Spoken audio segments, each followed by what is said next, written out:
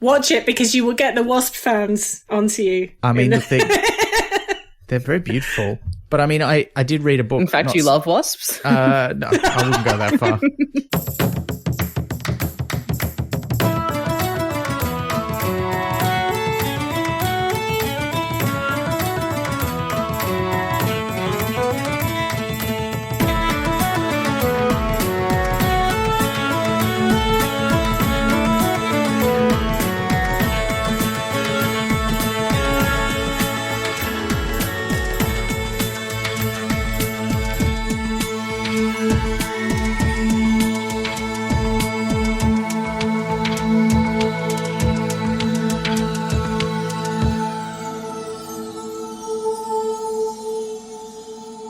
Hi, I'm Elizabeth Flux.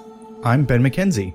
Welcome to Prat Chat, the monthly Terry Pratchett Book Club podcast. Each month, we discuss one of Terry Pratchett's books with a special guest. This month, we're reading The Science of Discworld III, Darwin's Watch. Do I win some, do I lose some? And our guest is science and fiction writer, chemist, and editor, Dr. Kat Day. Welcome, Kat. Hi there. Hi. We don't often have international guests, so for context, listener, it is quite late in the evening for Kat, and it is very early in the morning for Liz and myself. But we're all here. We're ready to go. I hope. I assume. Kat, how are you doing? Yeah, I'm good. It is very hot here, and as I understand it, quite cool where you are. So we're having a bit of a temperature gradient between our two locations. But yeah, I've got a blanket. Yeah. I'm wearing a woolly hat. I feel like this time difference is entirely appropriate for the book that we're doing, but we'll get into that. We should learn more about our guest first up. We should. So, Kat, you kind of got best known, I think, for writing a chemistry blog. Yeah, I mean, it's a bit of a complicated route that I have taken. So I did my chemistry PhD. I worked as a web designer for a couple of years, trained as a teacher.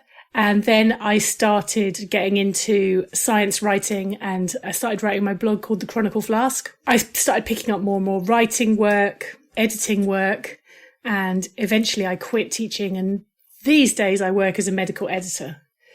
It's just twisty, turny, windy career path that doesn't make very much sense, probably. Welcome to the modern world. I feel like the authors of this book would have something to say about this. But I think it's a perfectly good way to live your life. Yeah. And how exciting, like, to have done all those different things. You're also no stranger to the world of podcasting. That is true, because I am also the assistant editor at Pseudopod, which is the horror podcast tentacle of Escape Artists. So, yeah.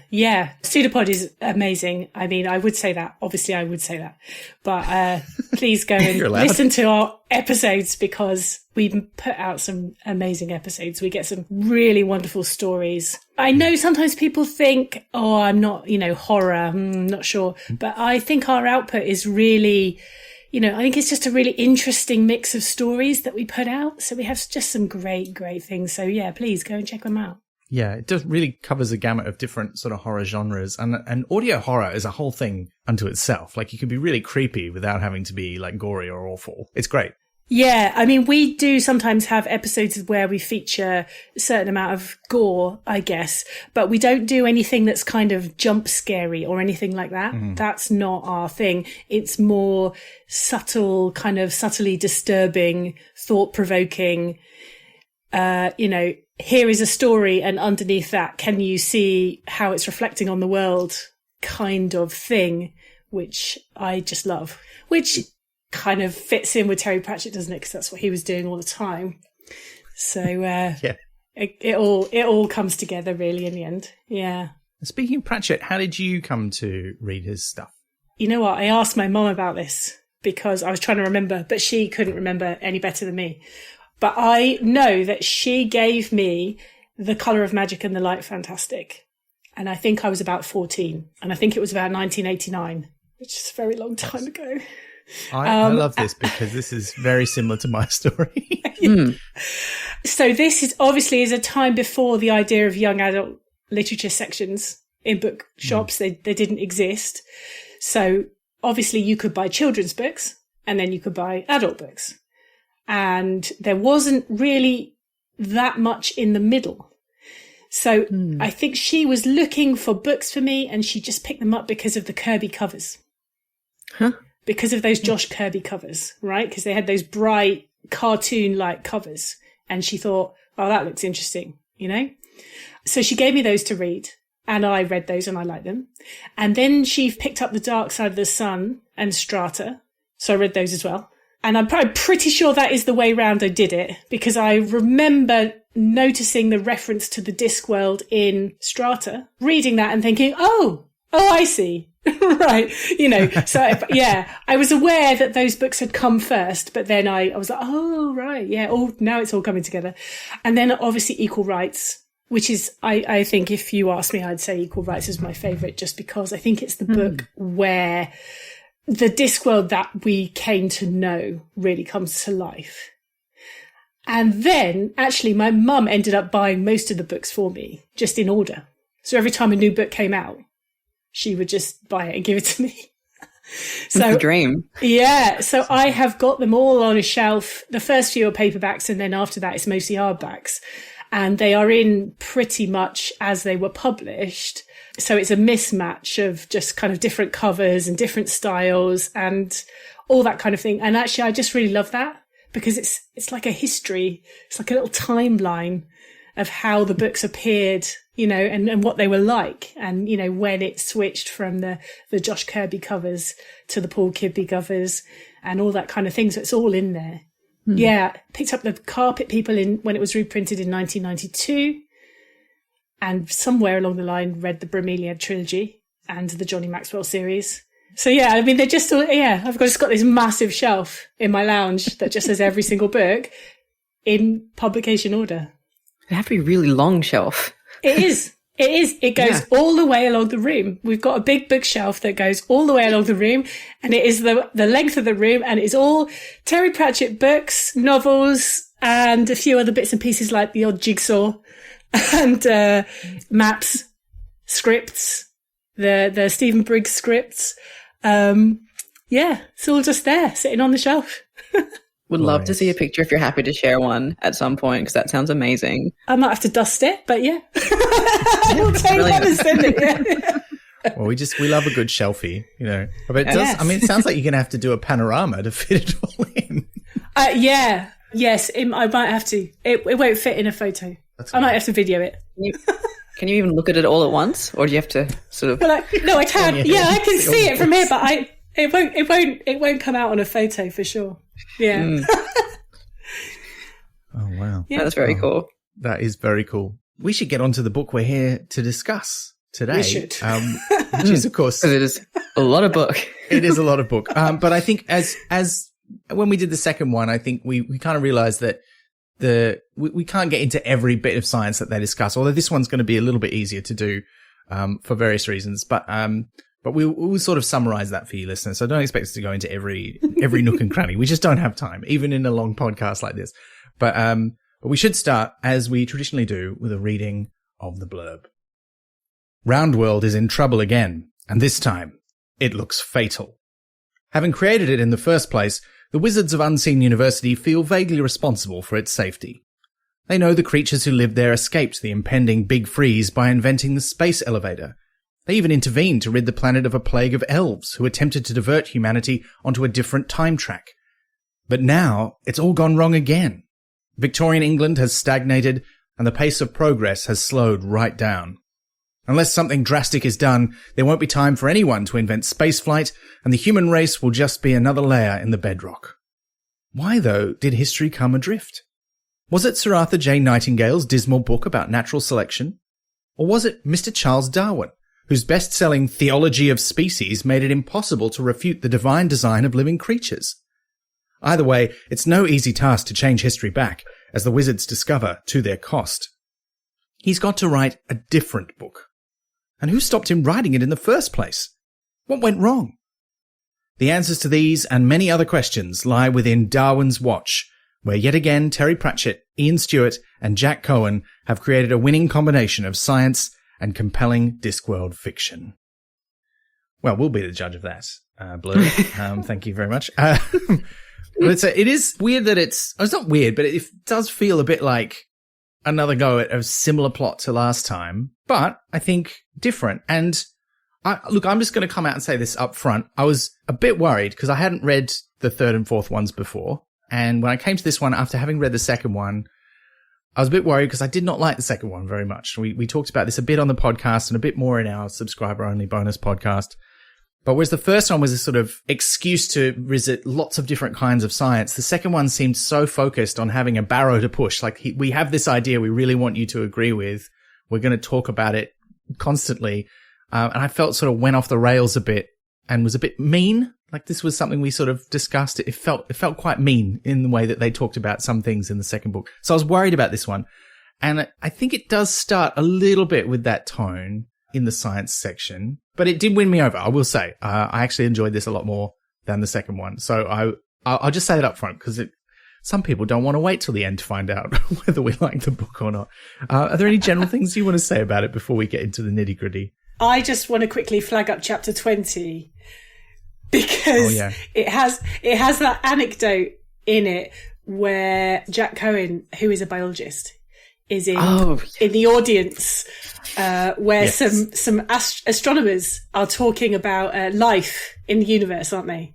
And he stands up and says, "What would you think of 3 biologists discussing the physics of the black hole at the centre of the galaxy?" And everyone applauds. And I'm kind of reading that thinking, this is a book that has a lot of biology and genetics and evolution in, and I am a chemist. So I feel like I should apologise right up here, right start. I'm not an evolutionary biologist. No, but you've done a lot of science communication, particularly in your blog, and I think there's a huge amount of value in having someone who is a science communicator, but not in the field being communicated by this book, because then you're in a better place to judge, are they doing a good job? Because if you already know the material, so to speak, like I find... So when I started out as a comedian, I did solo shows about science. And the second one I ever wrote, out of 3, I only did 3 of them, but the second one I ever wrote was all about evolution and covers a lot of the same ground. When I was reading this, I was like, why didn't I read this when it came out in 2005? I was like, oh yeah, that was the year I was writing my own comedy show about evolution. And I didn't want to inadvertently steal any jokes or find any of my own jokes in the book and go, oh no, I can't use this joke now, which is why I didn't read it at the time, even though I bought it. Like Darwin and Wallace. Yeah, like Darwin and Wallace. I could have written to Ian and Jack and Terry and said, look, I'm about to do a comedy about evolution. Do you want to publish first? There was absolutely, I mean, this is a show, just for context, this is a show that I did at the Adelaide Fringe Festival on one night to an audience of 3, 2 of whom were my parents. I would have come if I'd known you then. Yeah, you would have. And you would have had a good time. Because it wasn't just about the theory, it was also about the life of Charles Darwin and how he got to the point of writing the book. So there's a lot of similar stuff. Although, interestingly, these authors and myself did not pick out the same weird coincidences of how he got there. So that how was many amazing. Weird coincidences? Oh, there's a lot. There's a lot. I mean, if you go looking, right, and this is something the book talks about. So I don't think you need to worry about that, Kat. I've got the... not a professional scientist, have done some science communication about this topic angle covered, and you've got the very definitely have been a well-qualified science communicator. And I've got the dropped out of medical school just like he did. So there we go. Yeah. Okay, absolutely. We're sorted. We're fine. Yeah. So I think we're going to be good. Listener, hopefully you've listened. You don't really need to have listened to our episodes about the previous 2 books, but just so you're across the format. The way these Science of Discworld books work is they have alternating chapters where the odd-numbered chapters, in this case, are fiction set in the Discworld with the wizards of Unseen University, who have created our universe, or a version thereof, in a bottle, essentially. It's actually in a globe, but we'll call it a universe in a bottle, and feel like they have to look after it. So there's fiction chapters with them, and then those alternate with real-world popular science chapters discussing topics related to that fiction. And in the first one, they created the Roundworld, they explored it. And so the science chapters were kind of about whatever happened to be related to the thing that they were looking at. And it covered a lot of different ground. There was cosmology. There was a little bit of evolution. There was all kinds of stuff in the first one. And then the second one was very much about human development and the idea that the authors had that what makes us human is that we tell stories and how important that was and the kinds of stories that we tell. And as I've said, I don't think that was as good. And then this one is a bit more, it's a bit of a mix. Like they've got a thing that they want to talk about, but there's also a lot of other science that they discuss along the way. And it kicks off with a scene in Roundworld of Charles Darwin being visited by this weird congregation of beetles, which seems to take a sort of semi-human form. So we already know things are going weird. And then we cut to Unseen University and Rincewind coming in, because Rincewind, this is his last, I'm sad about this. This is his last appearance pretty much. I think he's got a cameo in Unseen Academicals, but otherwise I don't think we see him again. But he's probably happy about that, though. He's probably having a good time. He's in. He's got quite a few big bits in Unseen Academicals. Does it? Oh, yes. Yeah, I guess he does. It's been a long time since I've read it. I'll be rereading it for the podcast. No, that's he does. good. He does. That's a nice treat for us then. That is. I'll be happy to see him again. Because he's not in this one very much. He's very sort of backseat. Whereas in the first one, he's in it quite a bit. And in the second one, he was quite important. In fact, I think it's one of my favorite books for him because he really comes into his own when they're dealing with the elves. And here he's got some great bits, particularly towards the end, but he's not in it that much. Because the fiction chapters, this is something else I think is worth mentioning up front. Fiction chapters are very short in this one. The science chapters seem to be usually at least twice as long, if not 3 or 4 times as long as the fiction ones. But I found that, so just to say up front also, I did not love the second one. And I seemed to, every time I pressed a footnote, they're like, refer to book 2. And I was like, well, I have entirely purged that book from my memory and remember nothing about it. So, sure, footnote, I will trust you that this happened. But this one I felt, as Ben was saying, it's a good balance between the first one and the second one, where there's an idea that's being explored, but also the science ties in nicely. And in the last one, I found the science a bit full on at times, but that's perhaps because I wasn't engaging as well with the book overall. So I didn't sort of feel like it all connected up nicely. Here, I like that there was a lot more storytelling element to it, because I feel like that helped me pick it up and learn it more, rather than sort of going, they're trying to teach me a thing and then resisting that. It was kind of like, oh, here's an interesting story. Oh, I've learned something along the way, which is kind of, I think, science communication done very effectively. Or if their audience is specifically me, I think it's done very effectively. Yeah. Is it worth having a reminder of lies to children? Oh, yeah. Well, because that comes up quite a lot. Yeah. What's your take on that, on the lies to children? Because you've been a teacher. Yes. Funny you should ask. No, yeah, because I get this exactly, because I taught a lot of A-level chemistry, which for the non-Brits is chemistry age 17, 18. So right. higher level chemistry, but not degree level chemistry.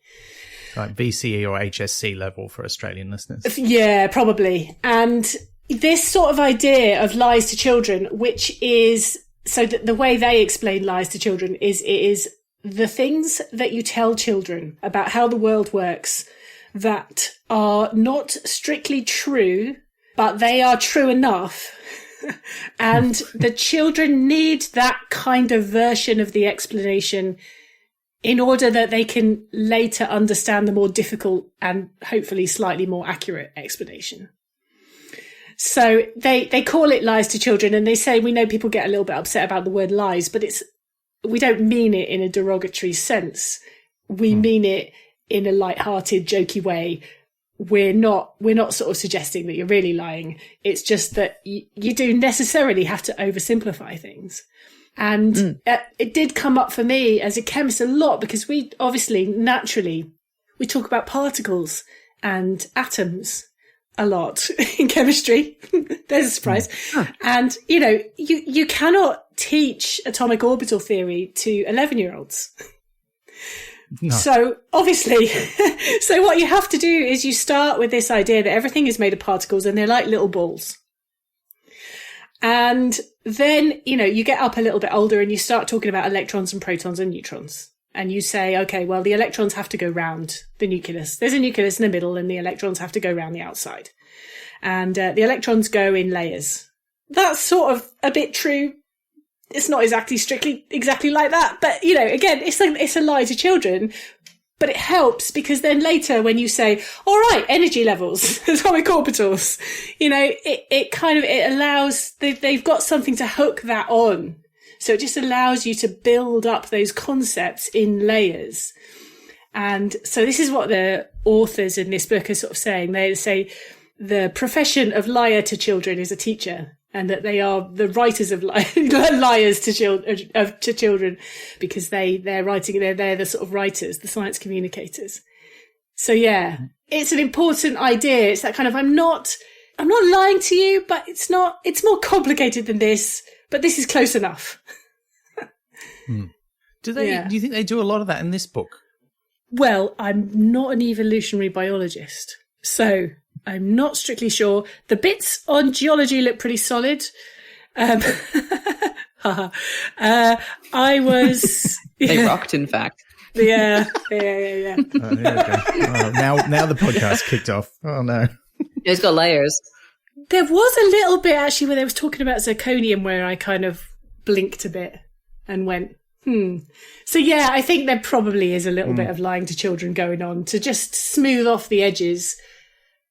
Because I think you can't get into everything at sort of really super high level and also make it a popular science book, can you? Just can't. Yeah. Particularly not if you're going to cover as much ground as they want to cover in this book. It's a lot. Yeah. It's a lot. There was a lot of comparing theories about time travel and the way that all works. So it felt like that was probably a bit smooth over there, but also it was, these are not theories, sorry, hypotheses. Can keep that straight because the book's very strong on that. Well, let's get into a little bit chapter by chapter. So in this first fiction chapter, very just establishes something weird's going on with Darwin in the Roundworld, whereas meanwhile in the Unseen University, they're having their great discussion at their meeting about how they're going to build a much better and bigger, very big thing than those idiots at Brazeneck College. Who I don't think we ever actually. Maybe we meet them in Unseen Academicals. Unseen Academicals. It does. All of that comes back in Unseen Academicals. I'm looking forward to reading that. Yeah, at this point in the book's like we've not met them. We don't know who they are, except that they're those jerks. They're the rivals. That was a lot of fun. And then Rincewind's like, oh, something's gone wrong. And the thing that's gone wrong is he's noticed that, the humans on the Roundworld have all died off because there's a lot of themes that recur. Like they're really big on the space elevator, which is the way that the humans get off the planet before it is hit by an asteroid and destroyed or made uninhabitable for a time at least. Pratchett loves the space elevator. Just keeps putting them in his books. I know, because I've been editing our episode about the Long Mars, and the Long Earth series has so much of the stuff from the Science of Discworld in it. I won't spoil it for you, listener, but there's more than one thing that crops up in both of those books. It was weird, but yeah, they love the space elevator. Yeah, but they didn't build it. They've been flattened by a meteorite or something, so they know something's wrong. And last time it was elves messing up human development. Partly, like in the end, they needed the elves, but it was a whole thing. And this time, they don't know what's causing it. So that's our first fiction chapter that sort of sets the scene. And there's some good gags even in that first one. I particularly in like the very big, that was the great big thing and the very big thing. Yeah. An even bigger thing. Quite big thing. Yeah. Oh, it's so good. So good. But then the first fiction chapter, which is titled Paley's Watch, also is very scene setting. And this is where when I started reading it, I was like, oh no, is this going to be like the second one? Because it starts out by going, here's a conversation from American radio about how Darwin must have been an idiot because he didn't get a Nobel Prize. And we'll explain why these people are wrong. And I'm like, look, you're not wrong in any particular part to point this out, but it seems like you just want to be mean to some people who, do believe some things that are harmful, but a lot of them believe them from ignorance or because they've been misguided rather than because they're, malicious. So it seemed a bit mean. And I'm glad that this tone does not stick with the book for most of it, but I did find that reminded me of the second book, this opening salvo in this first science chapter. Yeah, it did have a tone, but not as bad from what I remember, which is not much of the second one. They use it, don't they? Because I think this is a point that they come back to, isn't it? That sometimes the obvious explanation, or what seems to be the most obvious explanation, is not in fact, often in science, that is not the correct explanation. So what they're saying is, the conversation here is, well, he didn't even get a Nobel Prize. And the point is that he died before Nobel Prizes were awarded. Yeah. Right? So that's why, like, he just, he wasn't going to be nominated because he was dead.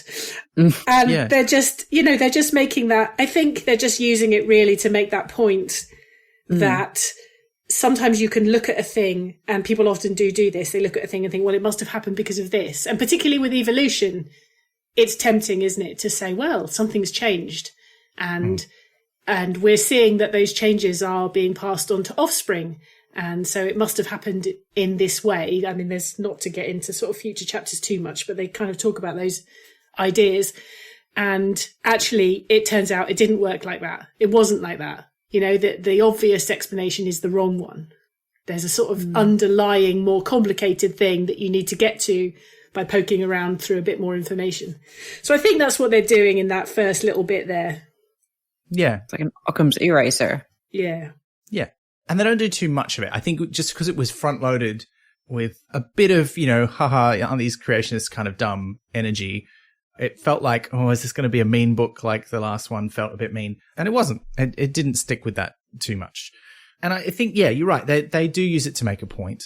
And then they kind of segue from that into, and people have been persuaded by some very good arguments that nevertheless were wrong as well, when they talk about, and this isn't the chapter where they go too much into detail about it, but they introduce the idea of Paley's watch, which is the argument from design. You find a watch on the pavement, you have to infer there is a watchmaker. It couldn't have just arrived there by itself. They have some very funny things to say about that later on, which I quite enjoyed, but this is a scene-setting kind of chapter. And then, I can't remember how we did this last time, but I think, we probably can't just go chapter by chapter because there's too much stuff. But if we think about the fictional kind of journey, what happens is Ponder Stibbons, who we all love, everyone's favorite nerd wizard, he gives not a PowerPoint presentation, but an actual old school slideshow, because there's the whole joke of one of the slides is upside down, which I'm sure will make no sense to a modern audience who only knows PowerPoint. But I quite enjoyed that detail. And the blank slide to make a point, that was just so done so well. I forgot about that. Yes. That was so good. But he gives this presentation. He's been working with Hex to figure out what's gone wrong. And they basically work out that the reason that humanity did not get off the planet and was squashed by an asteroid is that Charles Darwin did not write The Origin of Species. He wrote another book called The Theology of Species, where he basically said all the same things, but didn't say, so life just kind of does this by itself, and instead said, so life does this with the guiding hand of God at every point. And it sort of unites everyone, scientists, and, they don't work out exactly how this works until later, but it kind of unites everybody from both science and religion, who all then believe the same thing and don't really feel the need to argue with each other or change their minds about things, which is it's an interesting concept. Violence is the answer, as like the core of the book. and of course, they bring in Dawkins, don't they? They bring in Richard Dawkins. The Reverend Dawkins. Yes. Which I'm sure that Richard Dawkins thought was hilarious. Not. I'm sure. But it's probably worth saying that this book is published in 2005. Yeah. And Dawkins got himself into a bit of a mess after that.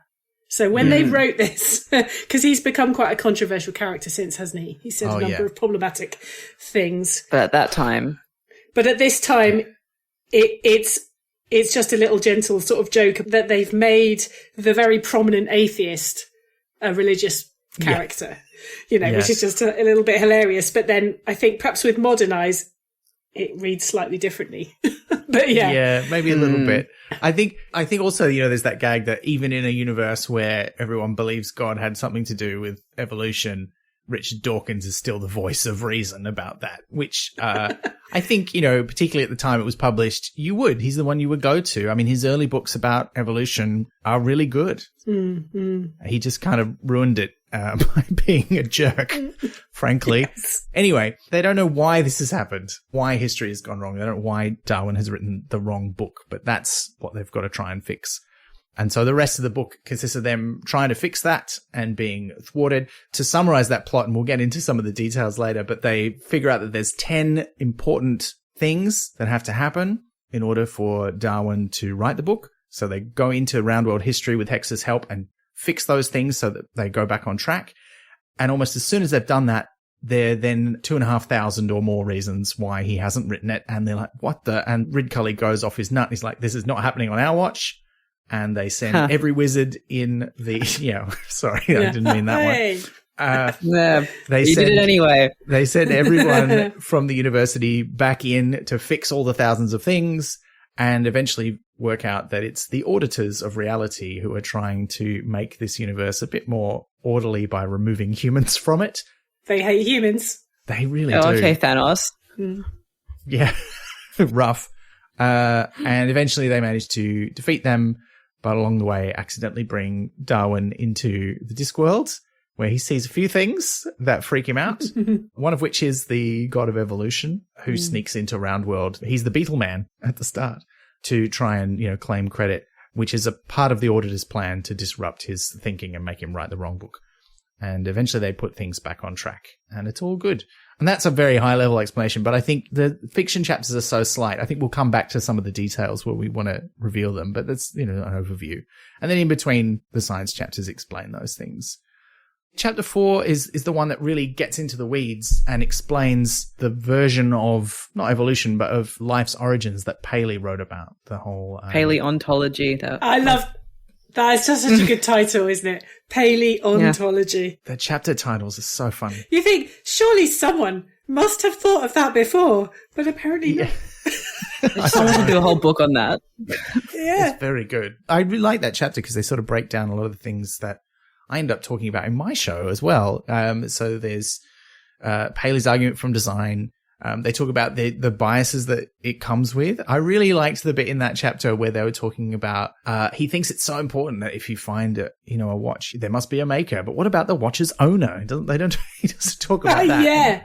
If you find a spider on the path, you don't go, oh, someone must have dropped this spider and they own it. It's like, no, it's because you have already inherently biased expectations about different things in the world. So I thought that was a fun point.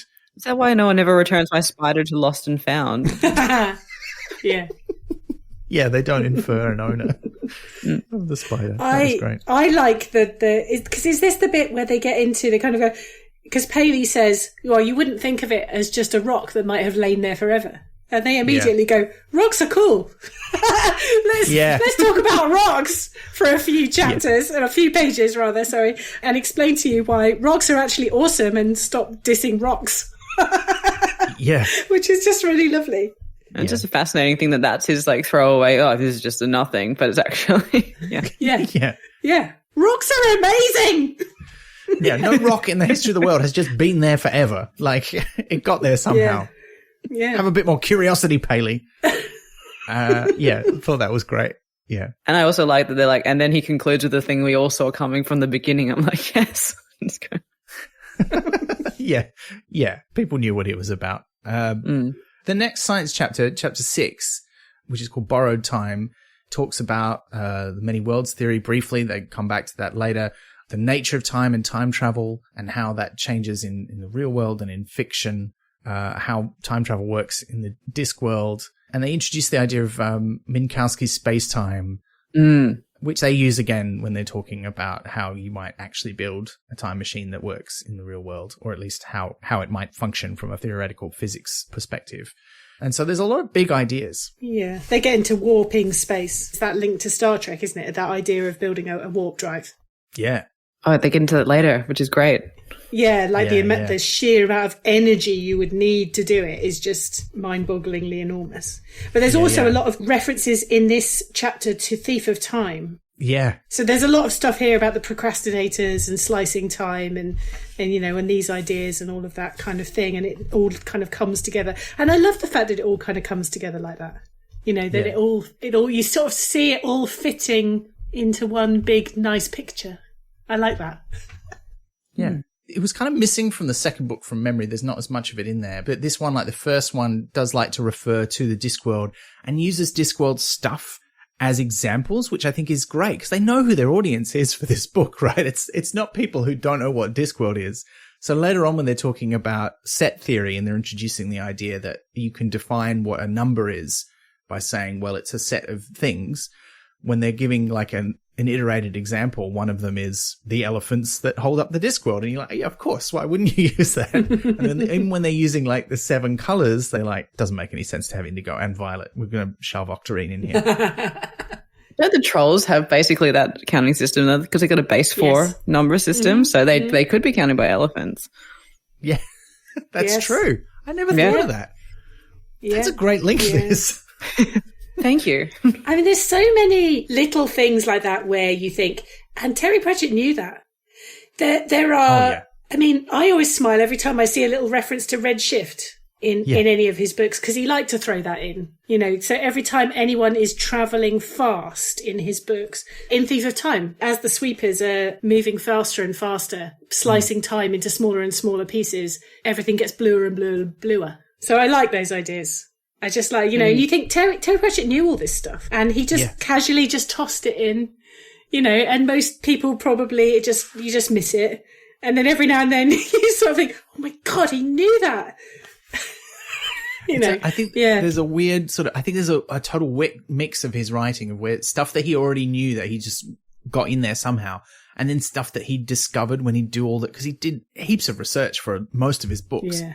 And he'd just find cool stuff and like go, yeah, that's going in the book. This is so cool. I'm going to put my own spin on it. There's evidence of that in this as well. And it's glorious. Yeah. One of the other things from chapter 6 that I really liked too was when they're talking about snakes and ladders. Because as someone who's worked in game design, like snakes and ladders is like the most boring game you could possibly design. Like it's fun when you're a child for like the first 3 times that you play it. And then once you realize that you have no control over what happens, it's just completely random. You go, oh, I think I'll play a game where I get to make some choices instead. But the idea of quantum snakes and ladders, where there's like this sort of probability cloud of where you're going to go, is great. Actually, I tried to find if anyone had done any probability maps of snakes and ladders, and they have. Totally unrelatedly, someone else I know recently was deriding Monopoly, which is also heavily luck influenced.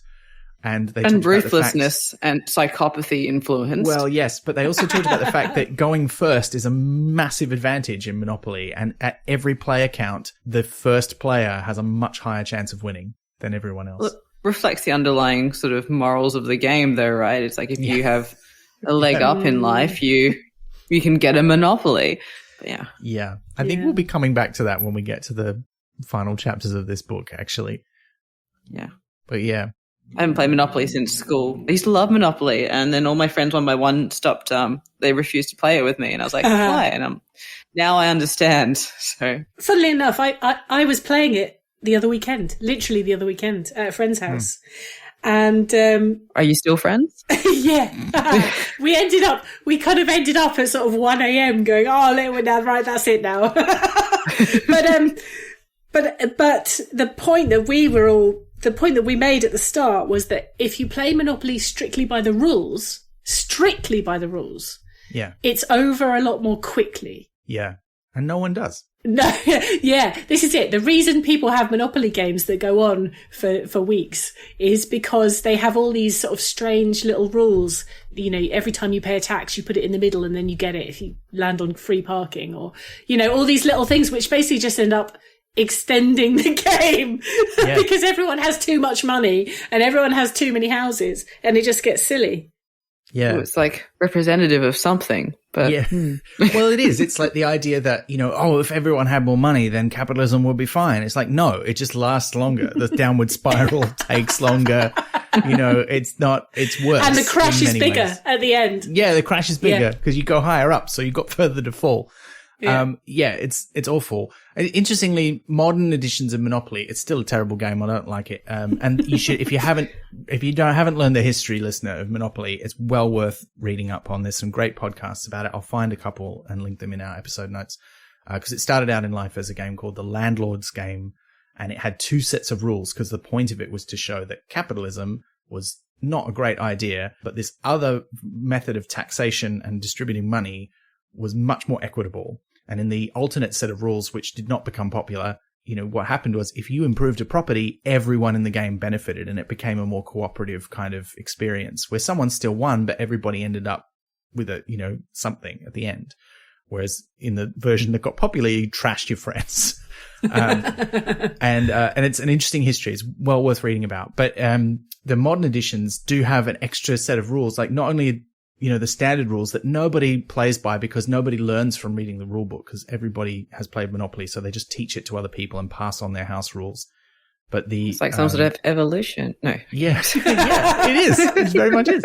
But the modern version has an extra dice, and it's got these special rules for Turbo Monopoly, which is intended to make it go faster and be over quicker. And I'm like, if you have to modify your rules to make the game end quicker, maybe people aren't having a great time. There's plenty of other games you could play. Don't play Monopoly. I didn't know that. I'm quite intrigued now, though. I sort of want to get a copy. You want to play the other version? Yeah. Anyway, that's enough Monopoly. Anyway. Yes. Yes. Welcome to our Monopoly podcast. Yeah. Oh, we could do a whole one. But we won't. There's that. And then chapter 8, like you were saying, comes back to that and talks about how if you take a Minkowski space-time and maybe it's not flat, maybe it's curved, then you can have closed time-like curves that move across its surface, which means you can have time travel. It is logically possible, but then how do you make it happen? And they talk about, what if we, make a time machine? And this was great. There's a great book by, I think it's Paul Davies, called How to Make a Time Machine. It was published probably a bit earlier than this. I think probably late 90s, early 2000s, which was just it was a very short book and it had a lot of illustrations, but it was just like how to build a time machine. And the version in that book was like you get a massive object that's massive enough. Very big thing. That it won't become a black hole, but massive enough to have a big gravitational effect. And you set it rotating and then you fly into an orbit around it and you get accelerated past the speed of light and you come out before you went in. But like all of the ones in this book, it made the point that you can only ever go back in time to the point where it was first built. You can't use it to go back and visit the dinosaurs. So basically it's a shit time machine. I don't want one. If I can't see dinosaurs, I don't want one. Yeah. But I thought that was cool because this one had the other kind of time machine, which I think actually is also in the Davies book, which is you make a wormhole with a black hole and a white hole. You link them together.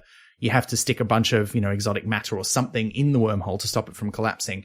And then if you drag one end of the wormhole really fast, because of how relativity works, the two ends of the wormhole are no longer synced in time, like the twins in the twins paradox. But when you go in one end, you come instantly out the other end. So you instantly go back in time or forward, I guess, if you can go the other way between the times linked by the wormhole. It was cool. And they went into a fair bit of detail about how you would have to do that. And I liked that chapter a lot. It was fun. It was very cool. I was like, oh yeah, I'm understanding this. This is great. I can see how this works. And then they're like, and then the black hole end is zigzagging. And then I couldn't stop imagining one of those like car dealership balloon men that's like just gone like this.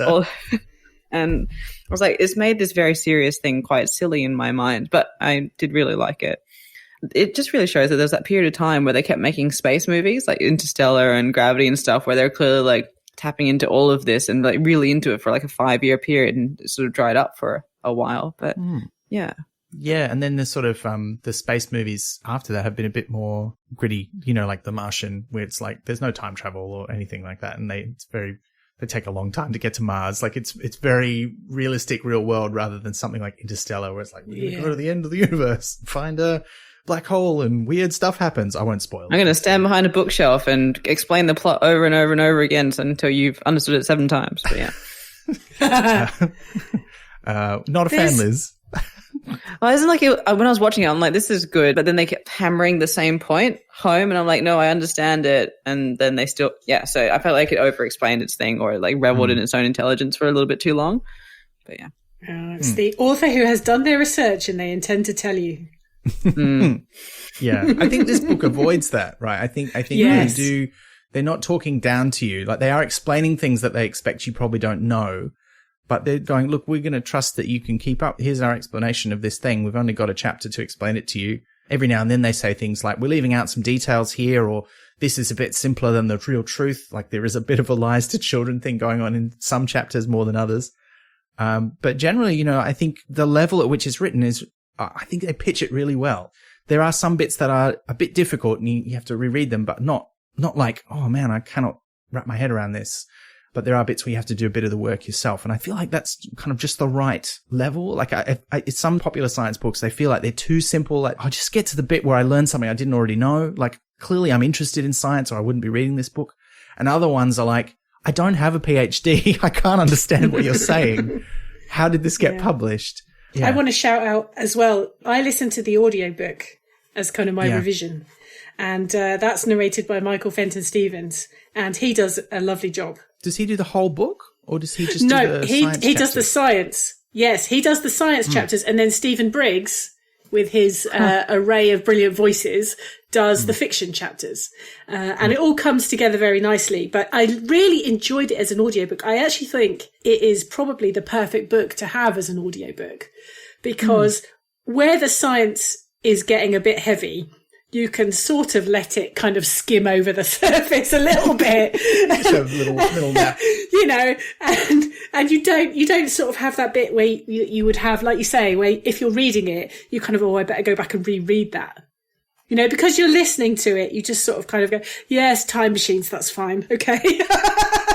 You know, and then we're back on to Stephen Briggs doing his brilliant Ridcully and doing his hex plus. So the audiobooks are great. Yeah. That's a great point, because I'd have the bit where the science was getting a bit full on and I'd sort of stare off into the middle distance being like, is it me that cannot understand this? But then when you finish doing that, you have to keep reading it. Whereas I want to be able to do this while someone's talking to me. I can just zone out for a minute. And then when I come back, it's over. It was kind of like, that cat. It's like, when will my husband come back from the war? But it's like, when will my brain come back from like the floor? But it's just... Okay. Yeah. No, that's fair. I do like the end of chapter 8 as well, where it says, they've done all this talk about time machines, and then they say, there's still some R&D needed. Probably this is a good thing. Yeah. Yes. Okay. Yeah, probably. Yeah. I liked travel into the future is easy. Wait. Yeah. I was like, yes. Yeah, we're all traveling to the future. We're just going at a rate of 1 second per second, and what we'd like is to speed that up. It's very difficult to get back. That's the problem. Yeah. Yeah, which is a shame.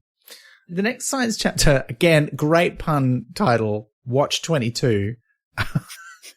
So good. Is a summary of the real history of Darwin's life, because the previous fictional chapter, chapter 9, is one of the ones that goes into the things that the wizards have to do. This is like chapters 7 and 9, where they originally fixed the 10 things, most of which are problems with the boat. That means it's going to have to stop and give Darwin an excuse to get off. But the first thing they do is they stop somebody else from eating a bit of fish. That means that they were too sick to do something important. And then, they try to make sure that he gets on the boat. And again, this is where I'm reading all these things that they're talking about, and they're not the same ones that I had in my show. Like, I had the fact that he was going to be a medical doctor, but he actually fainted at the sight of blood, so he had to give that up and do something else. There was a duel fought between two people, and I can't remember what it was. It was Victorian era was wild. Yeah, but I mean, this is the thing, and they talk about this later in the book, where I think they make the really important point that, we like to think of history as these stories of very simple chains of events that are really important and have this massive impact. But actually, that is a story we tell ourselves. And the way history actually works is lots and lots of little things happen that all add up together and then cause lots and lots of little things to happen. And there is no single chain. And you kind of get that in this story where, there's 10 things that they change that stop Darwin from getting on the boat. And then it's like 1,547 reasons why he doesn't write the book, and they have to fix all that because there's all these things that have to change. Because if you only changed one of them, he'd still write it. No one event or one choice has that massive an impact on what is going to happen in history. Yeah, and there's a great bit here as well where Hex says, I detect malignity. Which, firstly, malignity is a great word. Thank you, Terry Pratchett. Not used often enough. And also, I think this is the bit where kind of my ears pricked up, because it felt like, oh, now we're into a Terry Pratchett plot. Like, there's a question that I really want to know the answer to. Why is this happening? What's going on? It's not elves again, so what is it this time? Yeah. Yeah. I got quite intrigued because not having read it before, I was like, I don't know who it is. What's going to be? Who is it? And then when it turned out to be the auditors, I was like, oh. I was like, yes, we get to see some more signs. Oh, yeah. Well, there was that. And fighting with, But I mean, I understand it did feel a bit shorthanded, but again, you know, it's so slim a plot. Like there's not enough room in the fiction chapters for anything to develop. So he needed an antagonist who had already an established motive for wanting to get rid of people and who had the ability to do things while being a mystery to the wizards.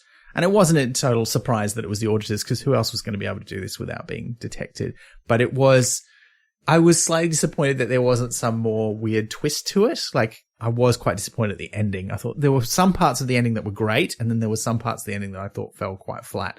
But that's not the point, really. Like, you know, the fiction is more a framework to have an excuse to, first of all, make some great jokes, but also, bring to the fore these scientific ideas that we can then explore in the non-fiction chapters. So I'm not really seriously criticizing that, but I think if you did just read the fiction chapters, it'd be like a fun little romp, but it wouldn't really be a very satisfying novella on its own, I don't think. Well, I say that part of it would be, you know, the central conceit is really fun. I think just the conclusion of it and the setup maybe would be a bit disappointing if that's all it was. Yeah, it's because it necessarily has to tie back to Darwin, so it sort of has to begin and end with Darwin. And those bits I actually quite liked. Yeah, it's a wizard story, but it isn't really. And so that doesn't... But there are some really good jokes, which, like you say, we'll come to. There are some great jokes. We'll get so it's worth it just for the jokes. Yeah. Yeah. But yeah, they spent a chapter talking about the weird kind of coincidences and strange sort of quirks of fate that got Darwin on the Beagle, which they then sort of later talk about the fact that this is just how history works, really, for everyone. Meanwhile, the wizards are like going, why are there now so many reasons? And I love that the thing that really perplexes Hex is when the number of possible realities of the Roundworld in which Darwin writes the book becomes one. And he's like, that's not possible. That's not right. And Ponder's upset because it's like, it should be an infinite number, even though it's a much smaller infinite number than the infinite number of infinite possibilities. And there is a whole chapter 13 and 14, which are about, you know, the different kinds of infinity, which I really liked. But also in chapter 12, they talk about Darwin's, the wrong books in inverted commas that he actually did write. And this was great. And they kind of, 8 books that are not The Origin of Species. And they kind of skip over parts of that quite quickly. Like I think they only write a few paragraphs, maybe only 1 or 2 about his work on barnacles. But there's a whole book about that, which is so good, by Rebecca Stott, called Darwin and the Barnacle, which is just all about the time between when he got back from the Beagle voyage and published The Origin of Species. And most of that time is him studying barnacles because he felt he absolutely had to establish that he had proper credentials as a natural historian before he could publish this. So he stuck with it. Controversial. Yeah, and he stuck with it. And even though it got more and more complicated and more difficult, he's like, no, I have to do this. I've set out to write this book about barnacles. That's a great book to read if you want more detail about that. Very well written. But it's, I love how much we get into the weeds of who was Darwin, what was he doing. It's great. And I like that Huxley gets a mention. I know it's not Aldous Huxley, it's his like ancestor, like his grandfather. Were they related? I didn't know they were related. They were. And this is what I love about it, because like you pick up an Aldous Huxley book and depending on when it was published, they will give you like a different version of his, like, well, they'll be like, oh, he's from this like illustrious family where there's, some of them tell you the tragic story of his brother. But yeah, they say he's like the grandson or whatever of Darwin's bulldog. And I never looked into that in any depth. So it was kind of nice to just sort of see who that guy was in this. But it does actually tie in with that later point about all these guys from these fancy families who had like a lineage of this that sort of allowed them to make these ideas. But I mean, not in all cases. Some of them, you know, like Wallace. Just sort of. Well, yeah, because this is a chapter where Wallace comes, you know, in that whole thing that Wallace was going to publish, and then they sort of had this gentleman's agreement. Yeah, I was a bit worried that Wallace wasn't going to show up, and I was like, no, you can't write a book about Darwin without talking about Wallace. And then he was there and I was like, yay. I actually wrote in my notes somewhere, Wallace, hooray. That needs to be on a mug or on a badge or both. Okay. Listener, if you want that on a mug or a badge, let us know. Wallace, hooray. I mean, now I do. I want it on a mug or a badge. Yeah, so that I was really happy to see him turn up. I should have known. They wouldn't leave him out. Yeah. The chapter on infinities was really good. And I think one of the things that comes through in all the Science of Discworld books is when they touch on areas that Jack and Ian are particularly, it's their area of expertise. And I'm going to get it around the wrong way, but I'm pretty sure Ian Stewart is the mathematician. No, that's right. That's right. And Jack Cohen's the biologist. Yeah. So, and Ian's written some great other books about mathematics. They've got good titles. Oh, yeah. Game, Set and Math. And I should be more aware of, I think I maybe have heard of some of these. Another fine math you've got me into. Yeah. That's great. And I've not even read any of those. The one I've read is, I've read two of his maths books, one of which is the annotated Flatland, because I love Flatland. Yeah. And they mention it briefly in this book. It was written by Edwin A. Abbott. Sort of a science fiction story. It's like a science romance from around the same time as, H.G. Wells, but it's about a character who's a square who lives in a two-dimensional world and gets shown the three-dimensional world by a sphere. And it's sort of meant to make you think about dimensions in a new way. And it's great. It's great. It's very silly. It's fun. It's also a satire of the culture of the time. And one of the other books that Ian Stewart wrote was a sequel called Flatterland. And it's funny because in this book, when they mention string theory and they kind of explain string theory, they have a little footnote about a term M-brain, which is, the term they use for how many dimensions a string might occupy or what kind of dimensionality those strings have. And you can vary that. You might use different letters instead of M at the start of that. And there's a little footnote that just says, which leads to, of course, puns about no brains and pea brains. Oh dear. And like they go, oh, who would make those kind of jokes? Well, I'll tell you who, Ian Stewart. He makes a lot of them in Flatterland when he's explaining string theory and brains and infinity. And where I was going with this was that, this chapter about infinity is it's Ian Stewart's, he's in his element and doing a great job explaining not just infinities, but also how mathematics works. Like the whole thing about, mathematicians don't build the foundation of the house first. We build the rest of the house and then we build the foundation. And then that's the structure by which they explain the mathematics to you. Like that was so good. Yeah, the chapter on infinity did sort of make my brain hurt a little bit because it does, there's this whole thing, these different kinds of infinities and there's sort of bigger infinities and then slightly smaller infinities. And it's one of those things you sort of like, if I think about this too much, I think my brain is going to just sort of melt and start dripping out of my ears. It's probably best. Because it's just a bit painful. But, yeah. I'm going to jump back a little bit. I really enjoyed the little portrait we got of H.G. Wells early on because he, of all his developing writings about time machines. But the thing that really stuck out for me was that he was so embarrassed with one of his early stories that he sought out and destroyed all available copies of it. And I was like, is this why he was so interested in time travel? Because he wants to go back and not write that story? I reckon you're onto something there. Also, very Pratchett-y. There's that foreword to his early short story in A Blink of the Screen where he says, if I stick my fingers in my ears and go, no, I can't hear you reading this. And there's a couple of his really early things that he never republished because he didn't want people to read them. Yeah, and you can feel that, completely relatable. But I just H.G. Wells, you just sort of think of him as this titan, not this normal dude who's oh, that's so cringe. Please, let me buy up all these copies of it and throw it in my fireplace. Yeah. On that note, in the first one, which was originally published in 1999, they made a lot of revisions when they republished it. They did a second edition in 2002. And partly that was because in that book, they insisted on constantly talking about cutting edge research at the time, which of course became invalidated almost immediately. This one, they don't do much of that. There's a couple of times they touch on more modern things, but I think they've clearly learned from the experience of the first book. And anytime they do that, they say, but who knows if this will still be true? We don't know. And you're like, good work, future proofing. So I didn't feel the need to fact check this or go, oh, what did become of that theory very much? But one of the things they were talking about was, what was the first time machine story? And they cite the one that everybody at the time was citing, which is this story by Edward Page Mitchell, The Clock That Went Backward. But that's kind of about a magical clock. It's not really a machine. It's a bit of magic. And I thought, surely there's a better one than that. There is. The first time machine story might well be a Spanish book, El Anacropete, which was written in 1887, and the time machine in it, and I'll mention this because it's so cool, it's this massive iron box with all these pipes and stuff coming out of it and a special fluid that stops you from getting younger as you go back in time. It just felt a bit like a weird version of the TARDIS. And I was like, this is cool. I want to read a translation of this book. So yeah, that I thought that was quite interesting. That does sound cool.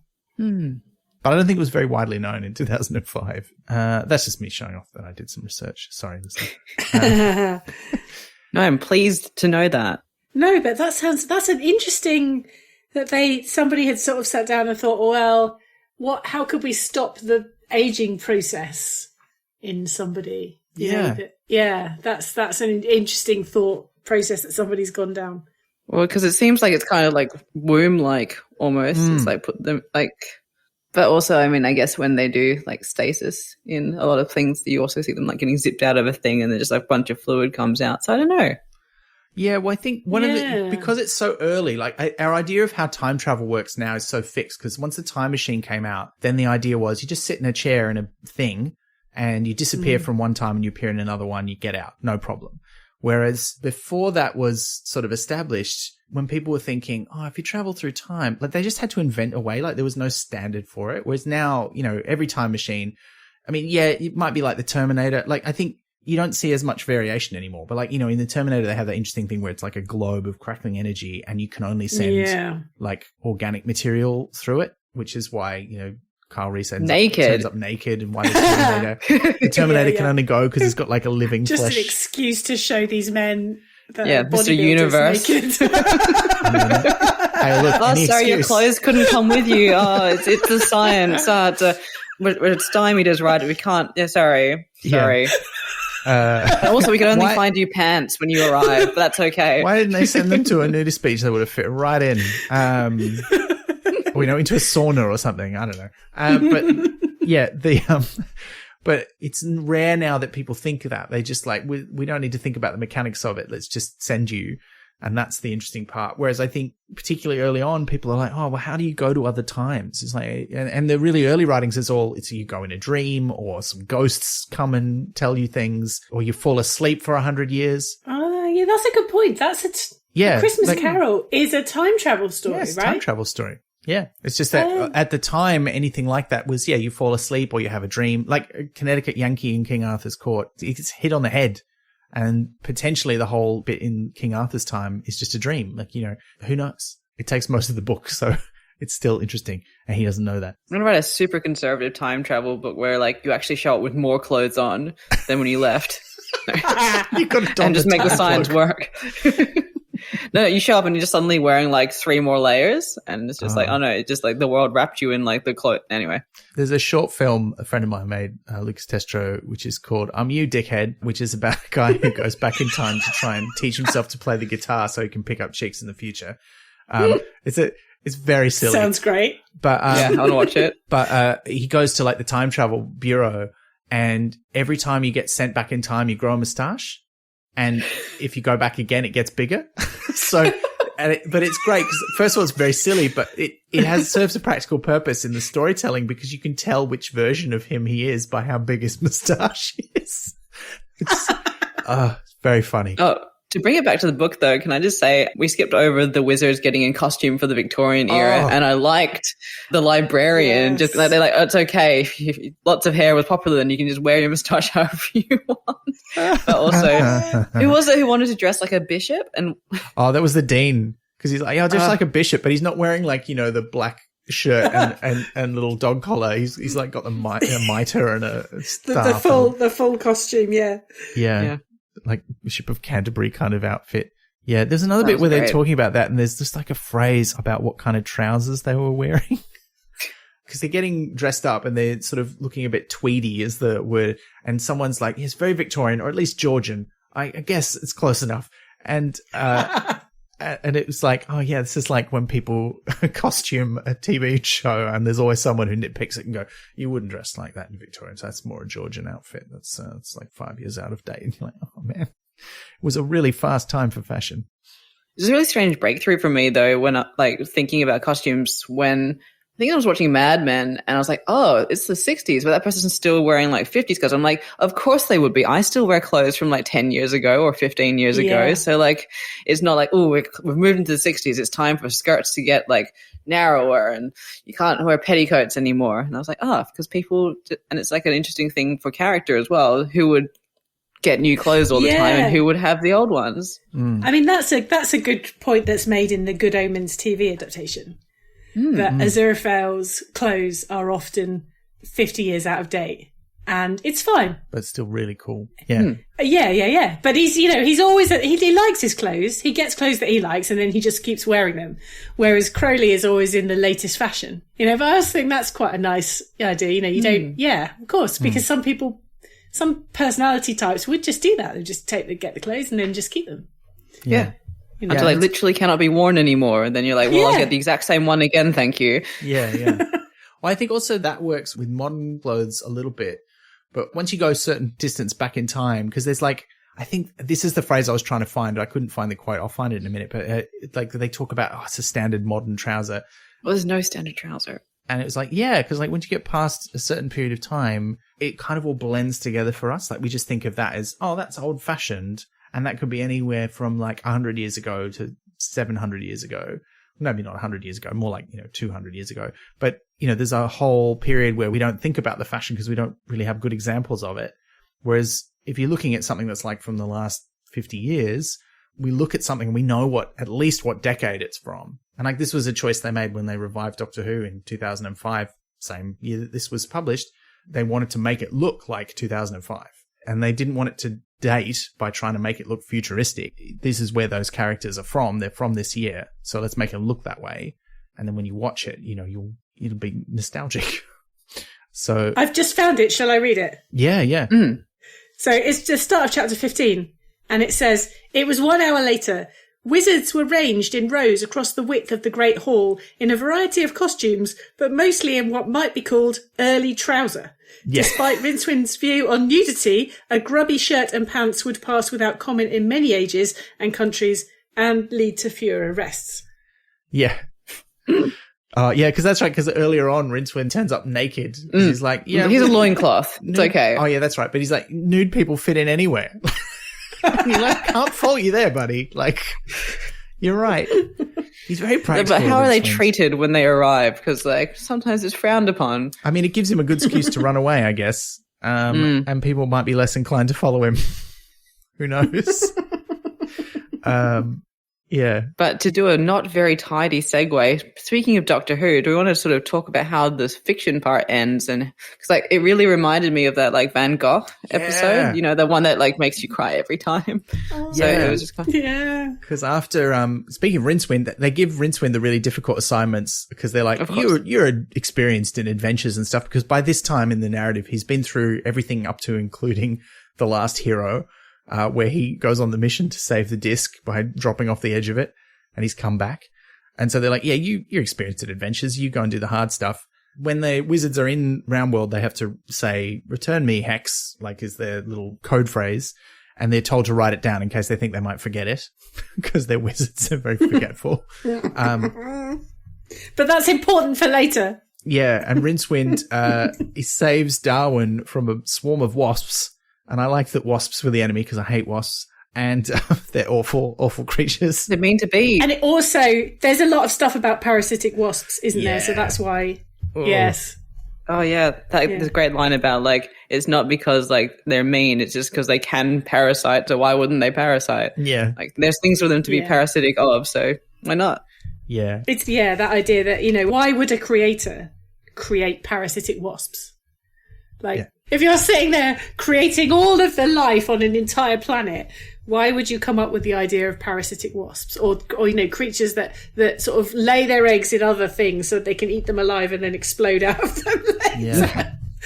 Yeah. Yeah, but once you start thinking about that, it really reminds me of that line that Veterinari has in one of the later books. I don't think it's one we've covered yet, but where he talks about how he once saw some otters, a mother otter and some baby otters, eating this mother fish and the eggs from the mother fish. And it was mother and children feasting on mother and children. And it was a real moment where he went, the world is essentially cruel and awful.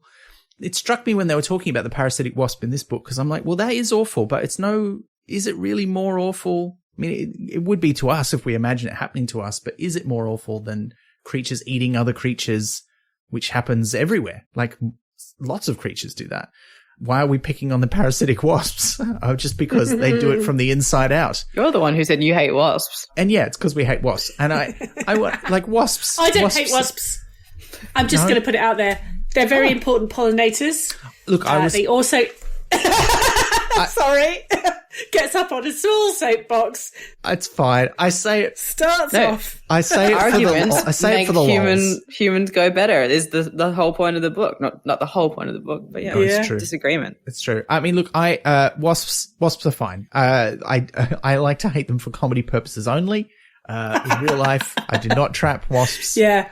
Watch it, because you will get the wasp fans onto you. I mean, they're very beautiful.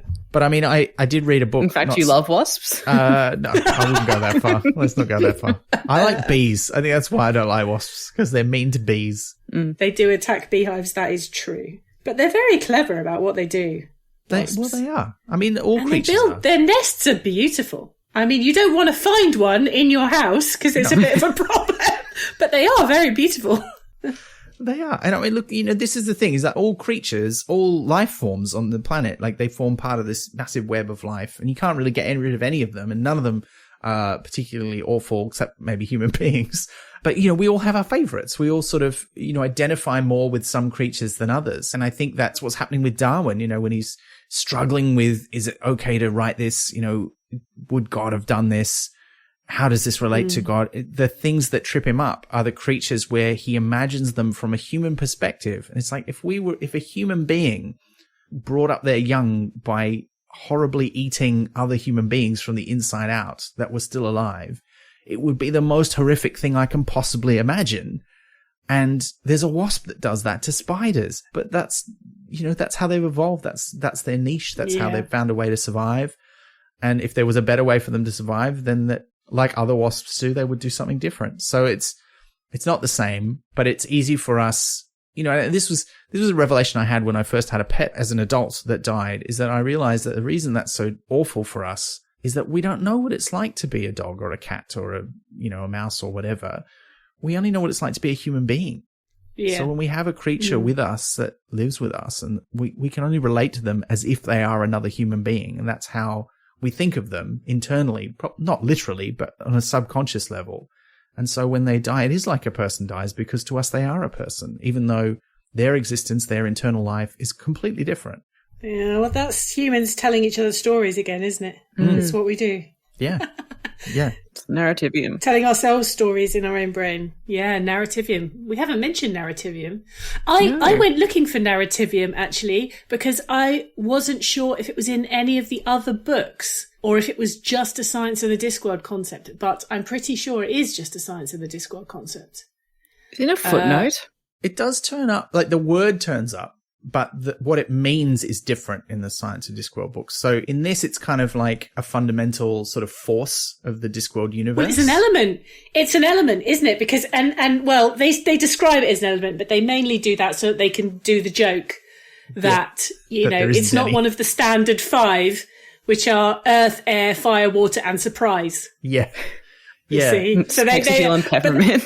And then, yes, exactly. But then they kind of go on to say that narrativium is the thing that makes things what they are. So they give the example that it is the thing that makes iron instead of, say, for example, cheese. And of course, me, the chemist, was immediately like, but there is iron in cheese. because not on the Discworld. That's how elements work. They combine with other elements and then you get other substances and that changes their properties. And so that is a bit where I feel like it's a bit dodgy, that concept, that idea that narrativium is this element that sort of keeps things the way they are, that keeps them fundamentally telling the story of what their history is and how they behave and what they are. But it's like, we know that elements don't work like that. And actually we know that chemistry on the disc, this was one of the listener questions as well. We'll come back to that later. We know that chemistry on the disc is not that different from chemistry on Roundworld. So I'm not sure that bit quite works, but never mind. We'll just gloss over that. Yeah. Well, no, it's something actually I remember thinking in the first book that the way they describe narrativium, it doesn't quite gel, because the way they talk about it, it feels more like a fundamental force. Or a field, like maybe a field of particles or something, because of the effect that it has, rather than being an element, which they say, as you say, to make some jokes. And then they talk about all these other elements as well, like deitium and other things. And that's not the way that it's talked about in the Discworld books. Is more of a thing, a process. Or no, but this is it. I honestly don't think, I'm prepared to be corrected, but I don't think the word narrativium, IUM ending, is in any of the Discworld books anywhere.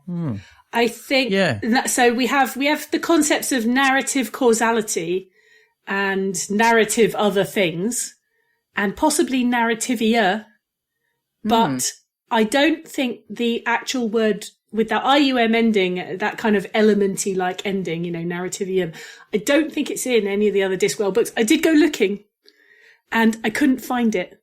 Shall we crowdsource the answer? Yeah. So we'll leave that one for the audience to go and double check. But I think narrativium is unique to the Science of Discworld books. As far as I can tell, Kat's right on this one.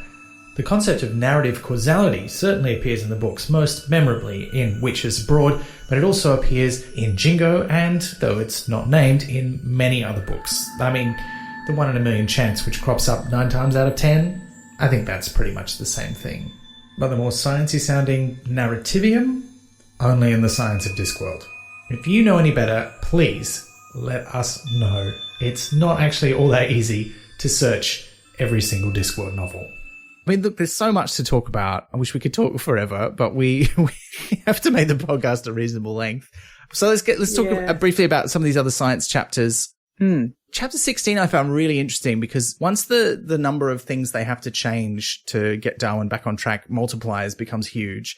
This is where they bring in this talk about what happens with history. If you could build a time machine, go back and change one thing, would that change everything? Or would history still pretty much go the same way? Like, does history diverge or converge? Which, as someone who teaches creativity, and we talk about divergence and convergence all the time in terms of generating ideas, I was very tickled to see those terms show up here.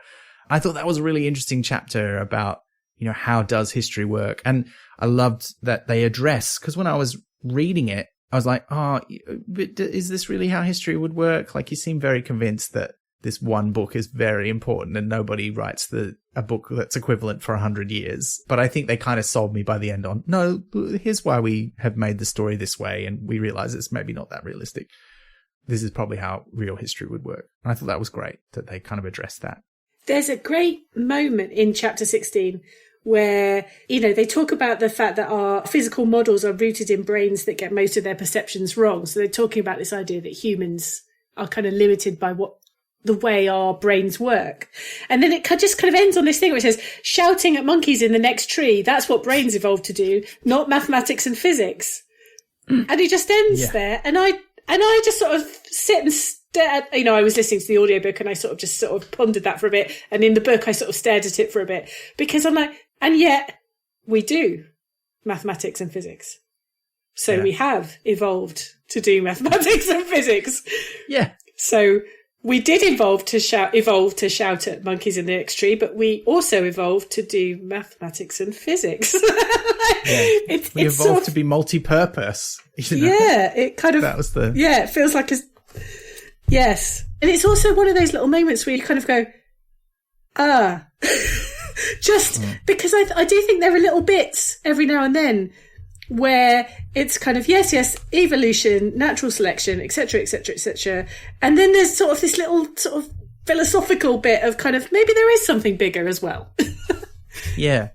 Which is great. Yeah. But I agree. There are some bits where it just doesn't, it feels a bit like, this is just your personal opinion, isn't it? Right? You haven't researched this. And that's fine, but it's in there with all this stuff that is well researched. I think sometimes that distinction's not clear. And sometimes it works really well. Like, when the chapter 18 about steam engine time, where they talk about this idea that when it was time for the steam engine to be invented, someone was going to do it. And it's not true that James Watts invented the steam engine. He didn't do that. Steam engines are like thousands of years old. Yeah. Here's all the steps that lead up to it. And they sort of contrast that with all the steps that lead up to the, Darwin's theory of evolution and natural selection. And like, someone was going to do these things because all of the pieces were in place. But we like to simplify it to one person invented one thing. And you're like, he invented one key part of what became the dominant modern steam engine design that made it really efficient and work really well. It was very clever, but it was based on all this stuff that came before for thousands of years. And that's true of pretty much every discovery and invention. And I thought that was really good. It is. And it's another lie to children, isn't it? It's, who discovered this? Well, it was that person. It's like, well, a bit. It's for the finishing touches. Yeah. As soon as you start poking around, you're like, well, that person did a thing that was quite important, but there were 47 other people before that person. Yeah. Mostly who have since been forgotten, you know. And that is not a satisfying answer for like a 10-year-old. Like, they don't want that answer. Wait till they find out about the telephone, like how that all went down. Oh, but they love that story. That's great. Yeah, it was. But it's also a little bit upsetting. It is upsetting. Upsetting. There's a lot of upsetting things about the whole War of the Currents business and everything to do with it. It's very upsetting. There's a great episode of Bob's Burgers about that, actually. It's actually a great episode of Rick and Morty that's kind of taps into the thing earlier on. Well, there's a lot of interesting science fiction episodes of like that go into concepts well. But an earlier chapter where they talk about if you wanted, like everyone, a time travel tourist would want to go to the crucifixion. So if you went there, realistically, it'd just be like overrun by like thousands of like time travelers. Yeah. And there's an episode about that that's all set on like a snake planet where they invent time travel and all of these snakes keep going back to try and kill Snake Hitler. And there's just this... I remember that. But then there's all these competing things, so they're all trying to kill each other. And then there's just this amazing scene of this balcony where Snake Hitler was supposed to be just overflowing with dead snakes who are all like lasering each other, and they're all in different. It's one of my favorite episodes. It's a lot of fun. Yeah. Shouldn't be able to say a lot of fun and Snake Hitler in the same sentence, but there we go. It's better than any other kind of Hitler, I think. True. Can we talk about chapter 20? Yeah. Because I love chapter 20. It's the chapter that starts with, this is what most people think about evolution. Yeah. And then it starts with this whole thing, you know, of, it was this, and then this sort of this happened, and then, you know, and you sort of wince a bit because you think, yeah, I thought some of this, and now you're telling me it's not true. Yeah. I got really worried. The folk view. I was like, yes, I was reading that going, oh, did I say this in my comedy show? And I was like, oh no, I didn't. I went deeper. Okay, good. Okay, phew. Yeah. It's like, once upon a time, there was a little warm pond full of chemicals, and they messed about a bit and came up with an amoeba. Yeah. And you're just like, yeah, okay. And it just sort of goes on like that. And then it explains why, you know, it's not good. And then there's this really cool bit about thalidomide, which I found really interesting because thalidomide is taught in A-level chemistry as an example of a molecule that has a mirror image. And the lie to children that we tell, or that we have told in the past, is that one mirror image of that molecule caused a birth defect and the other did not. And it kind of goes into this idea that these kind of different mirror images of molecules can cause different effects in the body, and it can cause problematic side effects and so on. And then, you know, when you get into it more, you learn that actually thalidomide interconverts in the body anyway. So it doesn't, even if you could somehow separate the two, enantiomers is what we call these molecules, it, you know, wouldn't help because you would still interconvert. And then what it gets into is the thing that I was not aware of because not a biologist, but it says that actually it's only because the way this story is often presented is that every mother that took thalidomide pretty much gave birth to a child with a birth defect, right? And they make the point that no, it was only about 1 in 500. It was quite a small number. And the point that they're making, I assume it's Jack Cohen that wrote that bit, is that actually these are probably parents who had a genetic makeup that was not that far away. So they talk about a threshold of response, was not that far away from producing that birth defect anyway, just by chance, just by random chance, because it does happen randomly. And what the thalidomide did was just made that slightly more likely. And so then they said, you know, occasionally what happened is 2 of these children with these birth defects then married and had children, and the children had the same birth defect. And of course, the first response was, well, did the thalidomide somehow get passed on? Did that effect somehow change their genetics and get it passed on?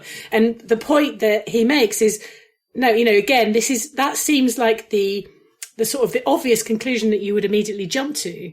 But actually the truth is probably that what you have got there is two parents who were close to that threshold anyway. And so then if those two, if they have children, they're more likely to have a child with that birth defect. And I just thought it was just really interesting because, again, it was one of those moments of like, oh, I have been told a lot of lies to children about this. Yeah. and, okay, there's a lot more to this story that I didn't know. And so it just goes to show we've all been told these things.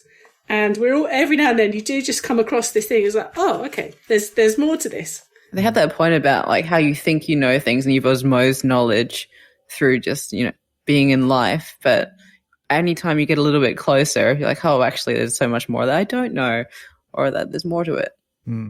I think it's interesting because this is one where they're really on the money about what the kind of science was. Well, they're talking about introns and exons, which are bits of the genetic code.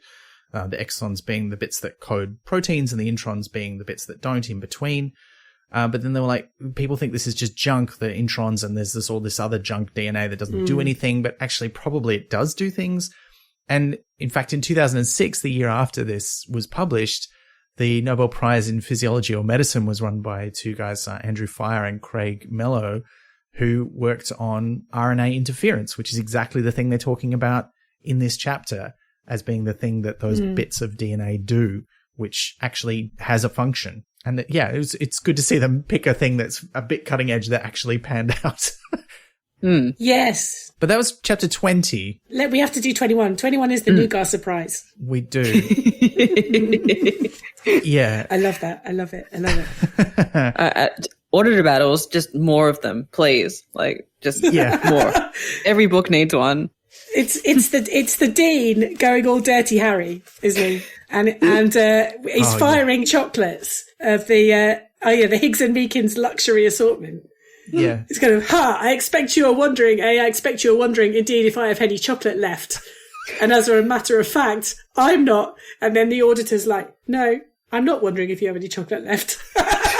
because the assortment contains blah, blah, blah, blah. And the Dean goes, everyone forgets the nougat surprise.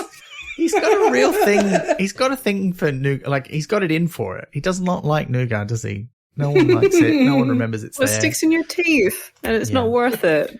I did enjoy that chapter, but I do have to say it did feel a bit like recycling the same gags from Thief of Time. The Dirty Harry bit was the best, though. That was so good. And I do wonder if you hadn't read Thief of Time, whether you would really... Because Ponder gives this explanation quite quickly to the other wizards of this is how... Because Ridcully gives him the job. He's like, you've got an hour, figure out how to kill auditors. He's like, they're invincible. He's like, okay, you've got 90 minutes then. It's very Star Trek. And he comes back and he's like, look, if they have emotions or if they feel sensations and they have an individual response, then they are destroyed. And I'm like, how do you know that? Like, how do any of you know anything about this? Have you read Hogfather? You went and read Thief of Time.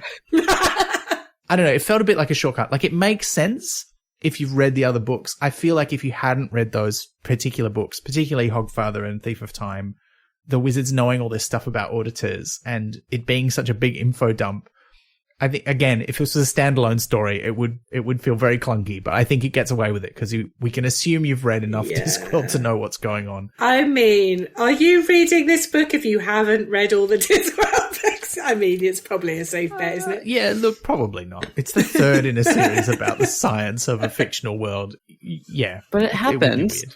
It would happen. Like every book is somebody's first book in a series, right? Particularly with Discworld, where, he doesn't... I think the science Discworlds are weird in Discworld because you kind of do want to read them in order because even the science bits kind of do build on stuff and they do occasionally have those footnotes, like you were saying, Liz, where it's like refer back to Science of Discworld or Science of Discworld 2. I'm like, no, I will not. Yeah. I read it already. They've accidentally brought Darwin into the Discworld. He finds out about wizards and stuff. They decide to tell him more or less the truth, although the chapter's called Lies to Darwin, so they tell him a few fibs to make sure he doesn't get too freaked out, and then freeze him. And they realize that when they've been going back in and out of Roundworld, they've created a few doorways into that world that persist, and some of them have gone back in time. So they've allowed not just the auditors in, but the auditors to let somebody else in, because Darwin tells them about his visitation and they realize that's the god of evolution. Last scene, in fact, only seen in the last continent. They decide we've got to do something about that. But Pond is very clear that they can't not let him have that visitation because they can't disturb that because they've spent all this time undoing what happened. They can't stop it from ever happening in the first place or they're going to cause a paradox. They don't go into that in a lot of detail, but that's kind of what's going on, right? And so they find the earlier Darwin talking to the god and they go back through that portal to Mono Island. That's where they have the big battle with the auditors. And then they come back and the sort of last fiction chapters, they're going to take Darwin back home where he belongs. First of all, to the Museum of Natural History in London, where of course there's that, famous statue of him, and tell him that because of his book, like humanity evolves and has a chance to survive by going out into space rather than getting flattened by a comet. And Liz, I was the same as you. It had real Vincent and the Doctor vibes. Mm. And it was, and I loved it. It was kind of beautiful. Yeah, I really liked it.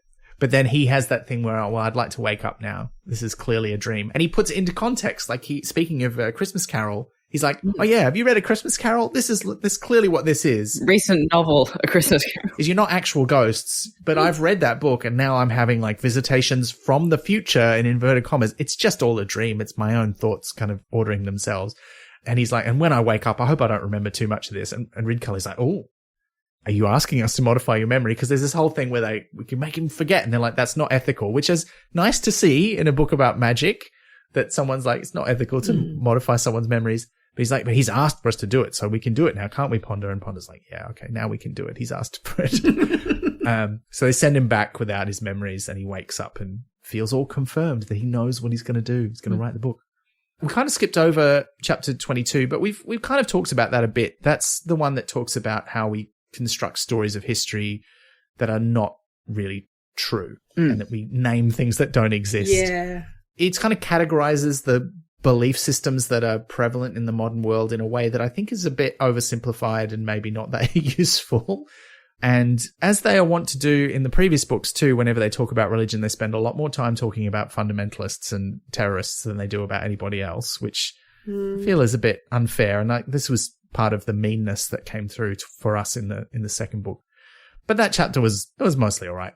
But chapter 24, I got to say, the last science chapter, they really lost me in this chapter. Oh, the lack of sergeants. Because this is the chapter where they go, what was so special about Victorian England that made it, and these are their words, so progressive, inventive, and innovative?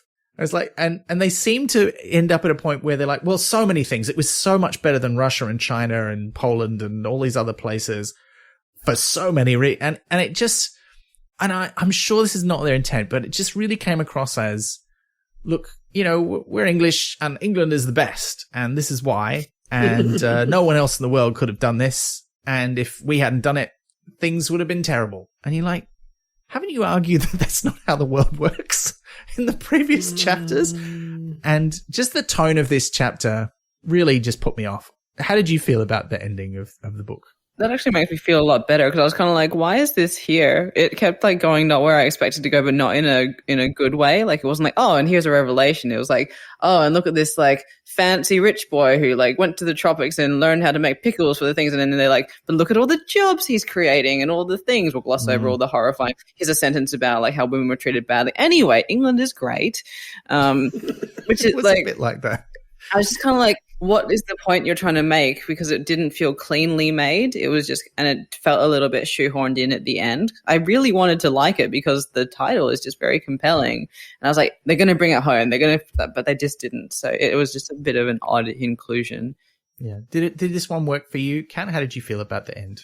No, I mean, I think it's the same bit. And this whole thing about, it's the title of it is A Lack of Sergeants, isn't it? And it's sort of this idea, how do I dig a trench? The correct answer is I say, Sergeant, dig me a trench, and Victorian England was great because we had people that could organise things. They're not experts. They just organise things. A lot of bits of this chapter felt like things that people who were arguing for Brexit would say. And I'm like, I am sure that none of the three authors who wrote this were on that team, but it just sounds a bit too much like that. Because, it's so mired in class. It's like we used to have this middle class, and they just keep emphasizing how important the middle class of England was. And they're like, yeah, the middle class who actually know how to do things. They don't know what to do. That's what the upper class decides. And they don't actually do the things. That's what the working class do. But they know how to organize people to get things done. And you're like, you're basically going, yeah, class structures, we need it. We must keep it. We cannot divert from it. And then they end by sort of saying we can't stagnate. And you're like, well, yeah, because it does have this bit of human beings must become ever more diverse, valuing and enjoying each other's differences rather than fearing them or suppressing them. So it's kind of, it was great because we had this class structure and we could get things done. But, you know, obviously things can't carry on like that. Yeah. Also, women are treated terribly. Yeah. Yeah. They talk about how the society at the time promoted difference and different views and stuff, but they don't talk about anybody who was horribly persecuted or vilified or denied access to that world that they're talking about being so important. You know, like people of color or Irish people or women or any, you know, they don't. Well, I was reading The Five, which is like, it's basically exploring the women who were murdered by Jack the Ripper and looking at their lives in detail, not talking about their murder so much, but just sort of what, like, it goes from their childhood through to what brought them into the orbit of this killer, because a lot of them were not sex workers, not that that would have mattered, but they were thought actually to be living rough because they'd fallen on hard times for various reasons. And it goes into a lot of issues in Victorian England that I hadn't realized. A lot of it stems back to lack of contraception, because sometimes one child too many would just ruin a family. Mm-hmm. And then it goes into what the workhouse was and that kind of thing. So it was really interesting to then see a book being like, we're just going to gloss over that in one sentence. Because, like, obviously you can't go into a whole deeply researched historical text in your science education book, but I was kind of like, if you're going to venture into that territory, you got to venture into it properly, not sort of shove it in at the end. Yeah. And I felt like it felt a bit rich coming from people who complained about physicists talking about biology. I'm like, well, you're a biologist and a mathematician talking about culture and history now. So, and they're very dismissive. Like, there's a bit where they mention, like, some naive historians have this kind of idea of how history works. That's not how it works. I'm like, excuse me? Do you want to talk to some actual historians about this, folks? So yeah, I feel like most of the book was really good, but the start was a bit like, oh no, is it going to be mean? But then it was okay. But the end, I just felt they did not stick the landing, but that's all right. The science bit. Yeah. The fiction bit ended beautifully. Yeah. Yeah. Really nice note. Although I will say the way they defeat the last auditor who turns up at the Museum of Natural History was a bit underwhelming, because Ridcully doesn't say anything clever to trick it into thinking of itself as an individual. He just talks to it until it hesitates and then sort of goes, I, and then explodes. And I'm like, but Ridcully didn't say anything to cause that to happen. It just sort of happened. So I thought that aspect of the fiction ending was a little underwhelming, but the whole stuff with Darwin and the dream and all the things that they show him, and I thought that was, beautiful. And that was more important than the auditors, frankly. So I wasn't too upset about that. Oh, we can live in a world where there's both. Yeah. We should press on, but just before we do, are there any absolutely banger lines or jokes that you want to read or bits that we haven't talked about that you just want to quickly give a shout out to before we move on to listener questions? There is one small thing, which is the dodo. Because there is this section where they talk about the dodo and they say, you know, we all know what the dodo looks like, don't we? And they say, actually, no, we don't, because we've based on sort of, you know, a couple of drawings and half a specimen. Because the version of the dodo that we know is based on Lewis Carroll, right? The illustrations in Lewis Carroll. Alice in Wonderland. It is Alice in Wonderland. Have I got the right Alice? Anyway, never mind. Yeah. The point is, you know, that's how we know what the dodo looks like, is based on those pictures, which are just fictional. And they make the point, you know, they think, oh, well, it's grey. It's always drawn as grey, but it was probably brown. And then you look at the artwork on the front cover and it's definitely grey. So you think, you'd have thought that would be the one bit where somebody would have gone, Paul, could you just make that dodo a bit more brown? Because that's like a whole bit in the book, and probably we should make it consistent. You know? Yeah. But no, so I don't know whether that was a deliberate joke or whether that was, but it is definitely grey on all the artwork I've seen. It's that's definitely grey. Yeah. Outlandish colour would be funny. I haven't mentioned the cover. I really love the wheeled tortoise that turns up on Mono Island because they do take Darwin also to meet the god of evolution on his island. Yeah, he's big on wheels. Just undoes any like desire he had to believe in that god, because it's all too weird and gross and strange for him.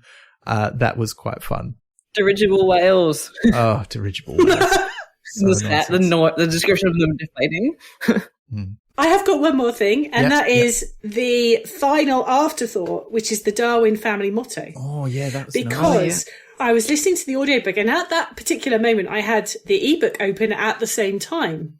And I was sort of looking at both at once, and they're not the same. Oh, well, I've got a first edition of the book here. On the audiobook, he says, watch and be bold. Michael Fenton Stevens says, watch and be bold. And then in the ebook and in the paper book, it says, watch and listen. Yeah. And I went and sought some Latin experts on this, and they told me that it is bold, right? So it's obviously, it was corrected for the audiobook. The Orde is more correctly, I don't know if I'm pronouncing that correctly. I'm not a Latin scholar. No. Let's say I am. And the better translation of it is bold. So it is watch and be bold. So for some reason, it was wrong in the book. And then when they did the audiobook, they corrected it. Someone's done a dog Latin translation. It was Orde, that must mean audio, must mean sound, listening. And yes. No, that's not what it means. Yeah. Oh, no. Yeah. Oh, I did not pick that up. I meant to look that up to see if it was true because it's a great motto, but which one? Well, they're both good. I do like watch and listen better, but that is not accurate, so that's okay. Liz, did you have any favourite bits? I think I've already mentioned the dirigible whales deflating, and when he's just going back to the mountain where there's a sad sound of like air coming out. It's just, I love that. It's very evocative, but also hilarious. So why would you want a dirigible whale? But other than that. I will just slip a couple of in. My favourite footnote is probably the one where they say time travel has become an entirely respectful research topic, and there's a footnote on respectful that says, well, let's not exaggerate. It's not entirely respectable. You're not going to lose your job, but... Yeah. I also really like when Rid Cully says someone or something is playing Les Buggers Risibles, which is roughly Quirmian for silly buggers, which I thought was great. And just the relationship between him and Stibbons in the book, actually, I just want to mention that in general. There's a lot of great lines, but it's clear that in this book, Rid Cully is looking at Ponder Stibbons and going, you are a cunning young wizard who knows what he's about. And there's a few lines that are like, he's got the old mistrust of like a younger wizard who's really cunning. But I think this is where you can really see him being impressed with Ponder Stibbons, not just for the magical stuff that he does, but for his organizational abilities and the fact that he cares about stuff and gets things done. And the idea that comes up later in sort of Unseen Academicals that maybe Rid Cully is grooming Ponder to be the next Arch-Chancellor, I think really kind of starts here. And I really liked that relationship between the two of them. And I really liked Rincewind in this book. Not as much as in the second one maybe, but I still think he was great too. But while there are plenty of other great lines, we should get on to some listener questions. Yeah, all right. So the first question comes from London Kiwi Emma via Instagram. What is the meaning of brackets Roundworld life? I feel like just ask. We all came to the same conclusion for this. Oh, there we go. Just ask an easy question. Did we all come to the same conclusion? Kat and I did. 42. It's 42, isn't it? Oh, yeah. Clearly, okay. it is. And obviously it is. Ben would get there as well. Sure. Okay. I mean, yeah. If you wanted to give a more Discworld answer as opposed to Hitchhiker's Guide to the Galaxy, yeah, then because someone else, there was a question about digital watches as well somewhere, wasn't there? So someone was obviously had Hitchhiker's Guide to the Galaxy. I missed that one. My brain. But yes. I mean, I think the meaning of life. I mean, I certainly for Terry Pratchett, it's all about stories, isn't it? Yeah. It's like life exists to tell stories, essentially. To it's all kind of culminated in this sort of these creatures that can explain the world by telling stories to each other. Yeah. So I sort of feel like that's the answer to that, if there is an answer to it. Yeah, and I mean, look, there's a couple of times that death in his conversations with people who are dead touches on those ideas, and that sort of idea of by and large, you try and make the world a little bit better than when you got there. Yeah. That's about as close as it comes. But I quite like that. The next question comes from Rin Betancourt via Facebook. What other historical figures would you like to see the Wizards of Unseen University interact with? Ooh. So Rin has suggested Winston Churchill as one.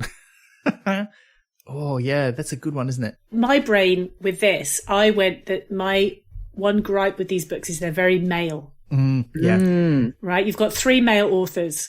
And then obviously you've said it around the wizards, who are necessarily all male, unless you want to sort of bring in Esk, but they don't.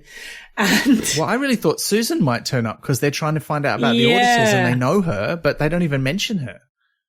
Yeah, so it's basically there are pretty much no women at all, are there? And so I was trying to think, okay, well, let's have, because obviously Darwin, another man. So I'm thinking, okay, I want to get some women into these stories. So one of my favourite chemists is a woman called Elizabeth Fulham, who invented the concept of catalysis. She was the first person to publish a book that mentioned the concept of catalysis, but she got just completely forgotten about until fairly recently. If you looked it up, who discovered catalysis, it would probably say Basilius.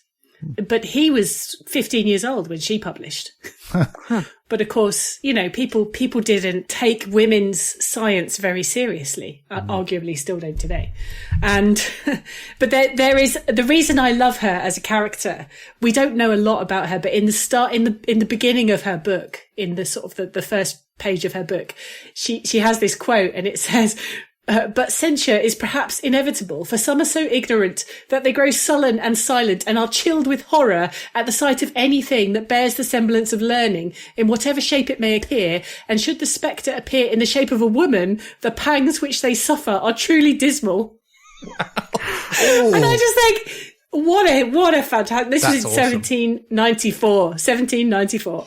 And I'm like, I just love it if the wizards like ran up against her. Well, perhaps you could get kind of Granny Weatherwax along. Oh my God. Feel like you feel like they'd get on. They either get on or they'd kill each other. You've inspired me. Both at the same time. Now I'm thinking about this. I would love to see them interact with Ada Lovelace because, if something went wrong with Hex and they were like, well, we need to we need to fix this programming.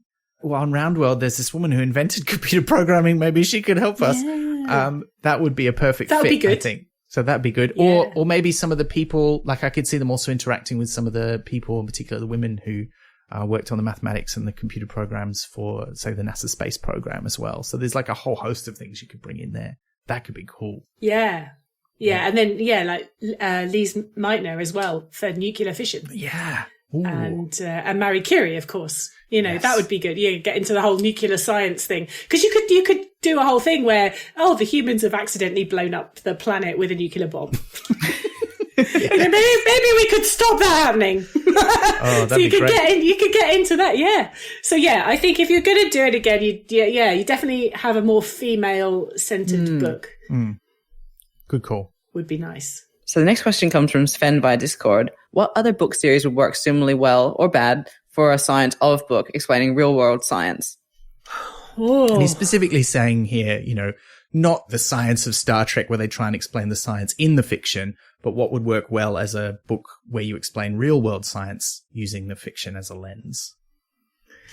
Oh, goodness. This is tricky. I'm trying to now I'm like trying to think, what have I read recently that is a whole series? Because you know what? I haven't read many things that are series of books. Well, it doesn't have to be a book, because my answer, and this is not going to surprise any long-time listener, is probably Doctor Who, because there have been some really bad like Science of Doctor Who books, but you could totally write a Science of Discworld sort of book where the Doctor goes, and visits some weird space aliens or whoever, or goes back and forth through history, meeting these strange things, or some aliens interfere with human history and he has to like sort of set it right, which is something, the Doctor does all the time. She could be explaining that to a companion, and then we could have a science chapter which explains it to us, the reader. So I think that would work great. You know what? They did a show like that. I watched it not long ago. It had Brian Cox, but it was from a few years ago. So it wasn't Jodie Whittaker. It was Matt Smith. So, and that is literally what they did. They had Brian Cox kind of wandering along, about to go to this lecture on the nature of time and physics and kind of relativity. And then he just sort of wanders into the TARDIS and does a bit of back and forth with Matt Smith. Then they go back and do a bit of the lecture, and then there's a bit more chat with the Doctor, and then they go back and do a bit more of the lecture. And then, so actually, so that sort of exists on a very small scale. I mean, I guess you could do something similar with the Marvel universe. That would be quite good, couldn't you? You could, you could have a bit of explanation. Because actually, I was involved in a book called The Secret Science of Superheroes, which came out a few years ago. And in there, we had chapters from different scientists sort of taking the ideas of superheroes and kind of saying, what is the physics, chemistry, biology or whatever involved in this? What would you have to do? Because it kind of started with this idea of how much protein would Spider-Man have to eat to actually make his webs, right? How many eggs? How many eggs would he actually have to eat? But then there was, other things like, why is the Hulk green? Why green? Right? Where is that green colour? So there's a whole chapter on that. And I did a chapter on the invisible woman and this idea of invisibility. And if you're invisible, you have a bit of a problem because it would inherently mean you couldn't see anything. Yeah. and kind of so there was all those sorts of ideas. So you could definitely do that where, because we've already sort of done that. So yeah, that could work. That's cool. I like that. I mean, which does also remind me of the bit in the book we didn't mention where the wizards make themselves invisible. And as Terry says, one person who's invisible can move quickly and stealthily, but a bunch of invisible people just bump into each other because they can't see each other either. Thought that was very funny. Yeah. Well, that's a good answer. I like that. How about you, Liz? What do you think would make a great science of? So you're probably a bit fed up of me saying that you need to read Diana Wynne Jones, but I'm absolutely going to go with the Chrestomancy series because I think it's ripe for a science examination of it because it is all about having sort of alternate or parallel realities, and there's at the core of it is an enchanter who has 9 lives because he wasn't born in the other realities where everyone else was, and that's why he's so singular. So I think that would be a really interesting point of comparison. There's a whole why are the different worlds different or so different? Why some of them are similar? There's a lot of real world theory that we saw in this book that would apply well to this world as well. So I think it'd be a nice complementary one to this series while being its own thing. So yeah, I'm going to settle on the Chrestomancy series by Diana Wynne Jones for this one. This is clearly vote number 60 for us doing a Diana Wynne Jones podcast. I'm up for it. I think it'd be great. But that's great. Yeah. You could have fun with some horror type stuff because horror is very often set in the real world, isn't it? It's usually set in the real world. So there are things you could play with there of how could that come about? Could you explain some of these horror concepts? You could have fun explaining the science in sort of quote marks, the science behind things like vampires and werewolves and ghosts. Where do these concepts come from? What's the history behind them? Are there kind of medical conditions that actually, well, we know there are, obviously there are, there are kind of, a lot of the time we're sort of reflecting on psychology. So you could have a bit of fun sort of getting into the psychology of some of these concepts like, Jekyll and Hyde and that sort of that idea of the sort of the shadow self versus the sort of the veneer that we put on for polite society, because that's kind of where that's going, isn't it? I always think vampires are sort of that reflection on the psychopath, aren't they? That idea that you have this person who's very, very shiny and polished, very charming and lovely, and everyone is immediately won over by them. But actually, the truth is that they are a horrible blood-sucking monster. Yeah, I never thought about that in those terms. That's great. Yeah, so you could definitely get into it with horror, I think. Yeah, that's a great idea. Could do the science of hammer horror. If you wanted to tie it to something. Oh, that's cool. Oh, well, touching on that sort of idea of science, you did get a question specifically for you. Let's do the one. This question comes from Alistair Stewart via Facebook. I was wondering whether chemistry runs differently on the Discworld. Yeah, he knows me. So this is Alistair because he is the host of Pseudopod. And he is one of the owners of Escape Artists with his partner, Marguerite Kenner. Thanks, Alistair. So Terry Pratchett obviously knows some chemistry. And he builds chemistry into a lot of the books, which is nice, I think, because often in science fiction and fantasy, there are nods to physics and there are nods to biology quite often, but often chemistry gets overlooked. And I always appreciated the fact that Terry Pratchett was there as like chucking bits of chemistry into his books. Because right back in Equal Rights, the witches are set up as chemists. Oh, like yeah, because there's that witch that Granny visits, who's like the sort of proto-Nanny Og, who's the sort of potion maker and chemist. Yeah, but also Granny herself is shown kind of distilling things and making mixtures. I mean, there's a bit where they go to Ankh-Morpork, and there's a whole bit about Granny sort of sourcing glassware and being very pleased that she can get hold of glassware that she can't normally get. And, she's making these mixtures and sort of distilling things and purifying things and making these medicines and potions. So, I really like that. And then the other thing that I remembered was there is a great bit in Men at Arms, which is set in the Alchemists Guild. Oh, yeah. Where they walk in and they're all standing around a billiards table. Yes. And the balls hit each other and explode, right? And much fun is had as everyone sort of ducks and the balls kind of careen around the table. But the thing is, that is a true bit of chemistry history, which was, the original billiard balls were made of ivory. Ivory was expensive. There was this issue where it became very difficult to import for a while. Obviously, later on as well, very problematic to be making anything out of ivory. So one of these companies kind of went, well, okay, let's launch a competition to come up with a new material, and they came up with celluloid. It was John Hyatt who came up with celluloid, but the trouble with celluloid is it's flammable, and if the balls hit each other hard enough. Explode is maybe a little, it was more of a pop, I think. But they would bang into each other and catch fire. It's not ideal in a game of billiards. And so we're literally seeing that in that scene. And I always just love that. Because if you're a chemist, you would know that, you know that story. You're like, oh, that's so cool. And I think as well, there are bits where they talk about troll drinks and things. And often kind of there's sort of nods to, you need a bit of nitrate and you need a bit of this and you need a bit of that. And you sort of think, well, that kind of, it makes a certain amount of sense. So I think to answer Alistair's question, broadly, yes. I think yes. Yes, it does run differently, or yes, it's the same? Oh, no, sorry. Yes, it's the same. I think chemistry on the Discworld is broadly the same as chemistry on Earth. Roundworld. Does seem that way.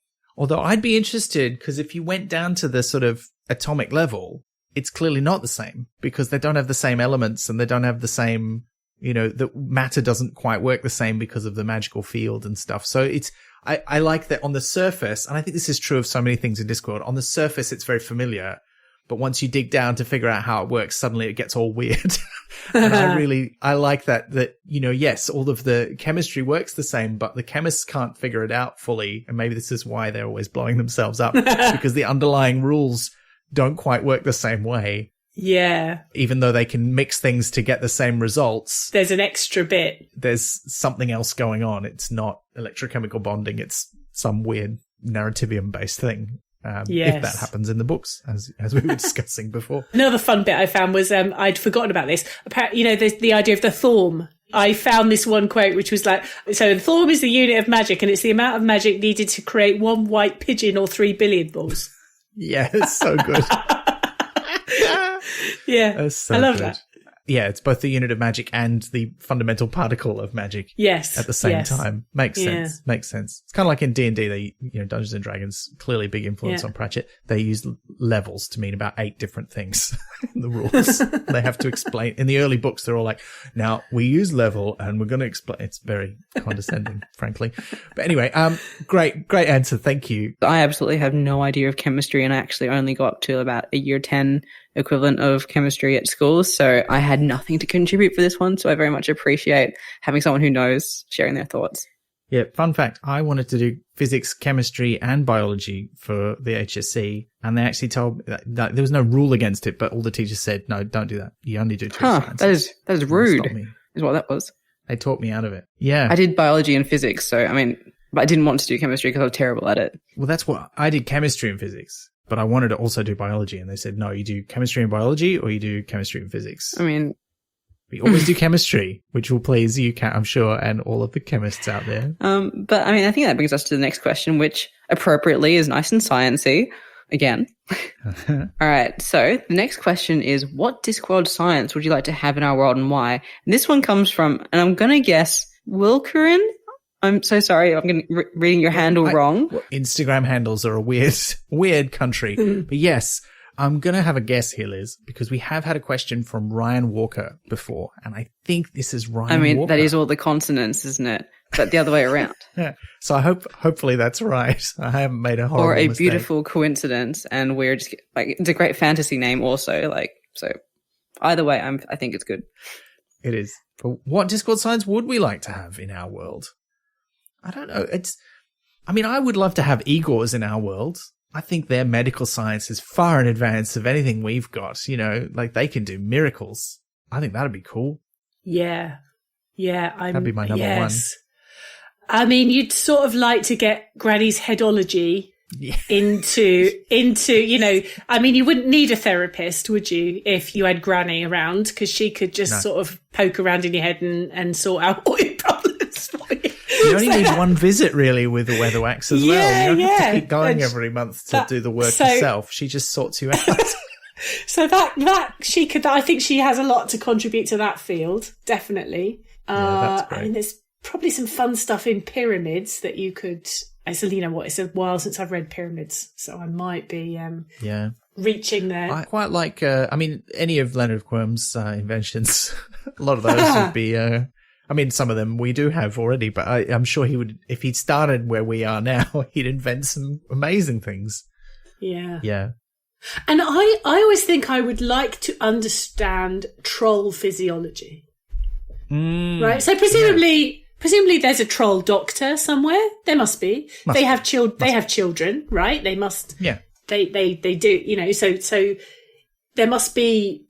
I mean, unfortunately, sadly, Terry didn't get to explore this any further, but I feel like he was getting a bit more into troll society in the later Watch books. And, you know, it is a whole different life form, right? Silicon-based life form. And it would be quite interesting to sort of poke around in that and think about how does that work? How do they give birth? Yeah. How does that... He's got lava involved? Right there. I don't know. Ooh, who knows? How does that happen? I always thought, in Trollbridge, there's that joke about, you know, the kid being a chip off the old block. And I'm like, is that how they reproduce? Do they literally chip off a bit of troll and it grows into a new troll? But, he had Ian and Jack right there who had written a whole book about what alien life might be like. So, I think that could have been fascinating. I would have loved that. Now, Liz, I can see you've got an answer for this. What Discworld science would you want? I mean, I was going to say Igor medicine, and then my backup was Leonard de Quorum. So, let's just see how we go with this one. But I think what I would like is their ability to make a round world in their Discworld. I'd like in our round world to be able to make a Discworld that can in turn make a round and just go around and around and around in cycles so that we can just study it. That's doing my head in. That's like as above, so below, but then, you know, ipso facto. Yep. Oh, but that'd be cool. You could go and visit Would Discworlds. be cool or is cool. Like maybe it is happening and we're just not involved. That's true. I mean, why would they come and visit us? We do have this podcast. I think that we'd be ripe for telling about that project, especially now that we've made this statement. So if you've made a Discworld in your university, please drop us a message. Well, now I'm just wondering, like, what if the wizards go into Roundworld and they find, like, Terry Pratchett, who's writing about the Discworld, he's writing about them. But because it's not quite our world, it's obviously slightly different because of the crab civilization and everything. It's not quite our Discworld either. So it's just going to get weirder and weirder and smaller, or bigger and bigger. We don't know which way it's going. Yeah. Oh, all right. That's cool. Just before we move on to one last question, I will say, Ryan, I'm hoping that I'm guessing your name right. You also asked what's the best place to submit a question. any of the ways that they can get to us is fine. Social media, we check all of their social medias. Or you can email us at chat@pratchatpodcast.com. We like it when you put them on social media though, because sometimes other people chime in with cool answers. So, Instagram, Facebook, or Twitter are all fine. But let's end up with these questions from Belle. All right, I'll ask both of them. So the first one is, who is your favorite scientist? And the second one is, which scientific discipline are you most interested in exploring further? All right, so let's do the first one. Who is your favorite scientist? Oh, that's a hard one to answer, isn't it? Do you have one though? Do you have an answer? Ooh, well, I mean, I've already mentioned Elizabeth Fulham, haven't I? Or I just love that introduction. Pretty good. It's really difficult to pull out individuals because I think it comes back to this idea that just keeps coming back in the book, which is that, it's never down to one person. Yeah. No discovery is ever one person. It's always based on lots and lots of prior work, and they're just the final piece in the puzzle. And so it sort of feels unfair to pick a favourite scientist, because you sort of think, well, there was probably 100 people behind them who did all the actual work. They're just the name, aren't they? Yeah. So... yeah. No, I mean, I have a similar problem. I know a lot of great scientists personally, and I feel like if I didn't pick one of them, I'd be in a lot of trouble. But they're all great. Tree, I don't know if you listen to this podcast, but shout out to you. You're still one of my faves. But yeah, there's heaps of them. Liz, I can see from the look on your face, this is also not easy for you. Why? Why is it hard for you? Because there are so many scientists who I admire whose names I forget, much to my distress, but one that always comes up for me is William of Ockham. So the guy from Occam's Razor. I've done talks about him in the past. So a lot of my knowledge has sort of gone onto the page and into the talks, and then now I cannot draw upon any of that. But I'm pretty sure he got excommunicated at some point. And I mean, I did do a joke about how Occam's Razor does literally exist because he would have had to shave at some point. Though I do think he had a magnificent beard. But anyway, favorite scientist, if we're going to name just one off the top of my head, let's say William of Ockham. Yeah. That talk was recorded, wasn't it? Yeah. Was that for the laboratory? It was. So if you do a bit of a deep dive on the internet, you will probably find that talk. Leave it to you to see if you want to listen to it. Or maybe I will link it in the episode notes, because you've just reminded me. I've also done Talks for Laboratory, which was a live event in Melbourne where people would talk about one of their favorite scientists. And I've done it like 3 times about Hedy Lamarr, Mary Anning, and Veronica Megler, who was a pioneer in early video games.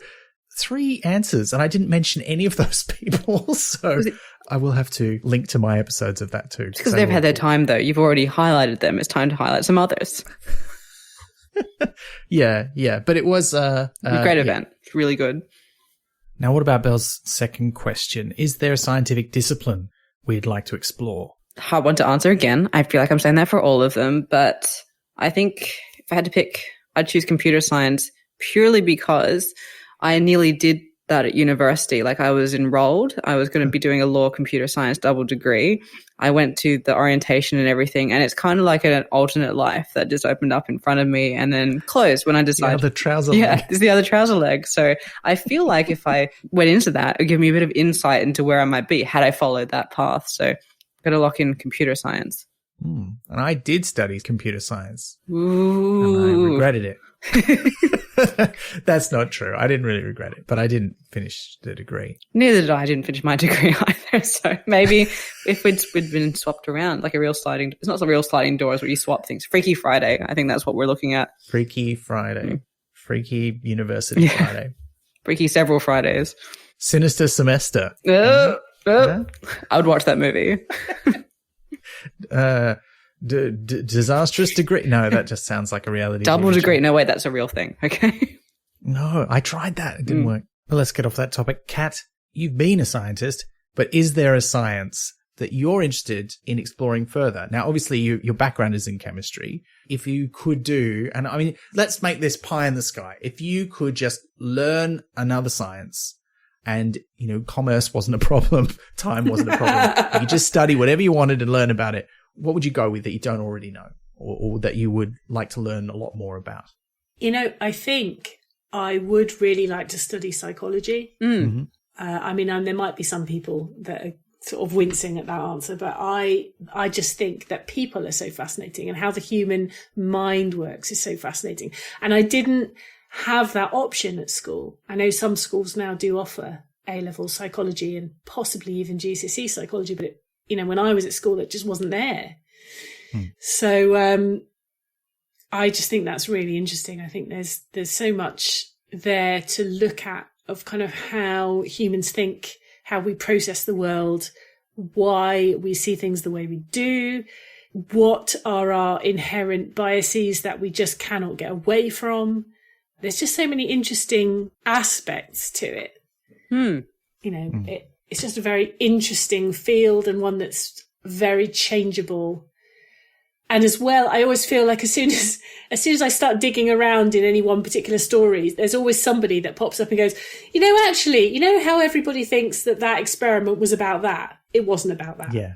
And actually it showed the exact opposite of what everyone thinks it showed. Those early psychology, the big ones like the Stanford Prison Experiment, all that kind of stuff, like the Milgram Experiment. It's like, no, that's not what it was about at all. Yeah, it is fascinating. I studied a little bit of that when I did a little bit of the history and philosophy of science, which went into some of that stuff. And and I think that's it's not really a scientific discipline, but I think that's what I would do more of. Like I got a little taste of it. And I think that's why I ended up doing science comedy. And it's not really a scientific discipline, but I think I would be interested in studying more, or going back to study science itself, like the process of it, how it works, how we think about it. And really these days, and this kind of couples up with psychology, how do you communicate it to people in a way that they understand and appreciate? Because we have we still have a real problem with that. It's a real difficulty. So yeah, I think that would be my answer. But look, that pretty much brings us to the end. Kat, thank you so much for being a guest on the podcast. Before you go, if people want to find out more about what you're up to, where can they find out more about what you're doing and hear more about your work? Best place to find me is on Twitter @ChronicleFlask, where I live. It's a fun place. Yeah. You will find me there talking nonsense most days. So that's probably the quickest place to track me down. The other place I'm going to send people is Pseudopod. You can hear me hosting episodes. There's an episode up right now that I narrated, which is called Renascent by Pauline Yates. It's a great story. It's a story about organ farmers. Ooh. But it kind of gets into this idea of, if somebody has your organs, do you have a connection with that person? And it's a really great story. We have so many great stories, and the thing that I think sets Pseudopod apart is that we have this hosting thing, and mostly of the time it's Alistair that does the hosting, but it's always a really interesting reflection on the depths in the story. And when we go through the stories, when we're reading stories to choose to put on the podcast, we are always looking for that. So obviously it has to be a good story on the surface. It has to work as a narrative. But then also we are always looking for the undercurrents underneath it. What is this really talking about? Or what are the kind of ideas that are underneath this? If there was one episode of Pseudopod that you think Pratchett fans would really be into, is there one you would recommend? Hang on, give me a sec. Doesn't have to be the perfect one, just a one as an entry point. Got it, I've got it. Right. Pseudopod episode that I think Pratchett fans will probably like is actually the special episode that we did for Alistair Stewart's 15th anniversary hosting the show. And it's called Celestial Shores. And it's by two people, Sarah Day and Tim Pratt. And the reason I'm going to pick it is because it's a little bit lighthearted, but also it has a bit of cosmic horror. Ooh, and Terry Pratchett was, he liked to throw in his cosmic horror, didn't he? He had quite a lot of Lovecraft references. Loves those things from the dungeon dimensions. That's right. Things from the dungeon dimensions, tentacles, slimy things, that sort of stuff. And so I think that would probably work. And also it's a fun episode, and it's got lots of nice things about Alistair in it as well. So that would be a good episode to go and have a listen to. Another episode from the Escape Artists team that I remembered that I thought Pratchett fans would particularly like is from Cast of Wonders. It's episode 487, Let the Buyer Beware. And it's a lovely, funny story, but also has some, it has quite a lot of tentacles. So I thought people would appreciate that. All right, that sounds great. And if people want to find Pseudopod, we'll put a link in the episode notes, but where do they find more about Pseudopod? Pseudopod.org, that's the website. And then pseudopod_org on Twitter. Right. Yeah. Pseudopod_org. Great. Yeah. All right. Well, thank you once again so much, Kat. It's been a pleasure having you. Yes, it has been. Thank you. Thank you so much, Kat. And of course, thank you, listener, for being on this ride with us. You've been here. You've listened to us do this. Liz, can you believe this? More than 60 times. That is ridiculous. That is so many times. That's definitely more than 3. Yeah. I mean, I'm making a big assumption there, listener. This could be your very first episode of Pratt Chat. It'd be a weird one to choose, seeing as it's the third book in that rare thing, a series of books that kind of do follow each other. But yeah, anyway, it could happen. But because it's nearly 60, well, it's over 60, including bonus episodes, but because the next episode is our 60th, it's a bit of a special one, isn't it, Liz? Yeah, it's one of the, we've done this once before, and I'm very excited to be doing it again. I mean, I'm building it up. What are we doing? It's just all questions. It's all your questions. We're not reading a book. We're just answering and talking about whatever you want us to talk about. So please send us your questions. If you've got questions for books and you missed the episode where we discussed that book, send it in now. If you want to ask questions about the Discworld series as a whole, or Pratchett's work as a whole, or making this podcast, send those in. Kat, actually, while you're here, do you have a question you want us to answer for our 60th episode? Yes, I do. What would you like to see in the sense of television adaptations and film adaptations? Which books would you like to see adapted? How would you like to see it approached? Would you like to see books done as kind of multi-series television shows?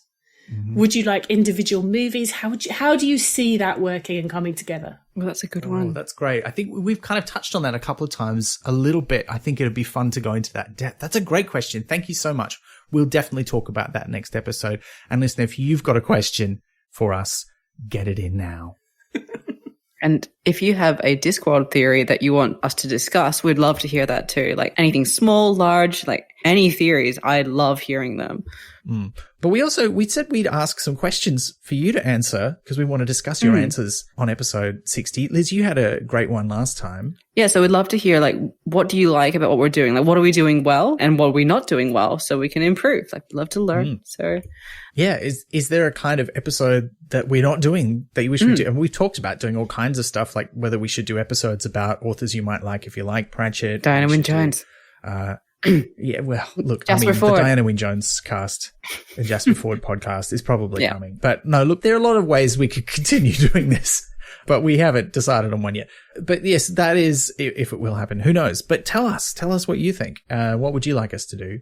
I would also love to know what was like our opinion that you disagreed with the most. Like, we have a lot of opinions, and maybe not just us, maybe a guest who's on the show. Although, please don't be mean to any of our wonderful guests. And, conversely, what is the constructive debate? Yeah.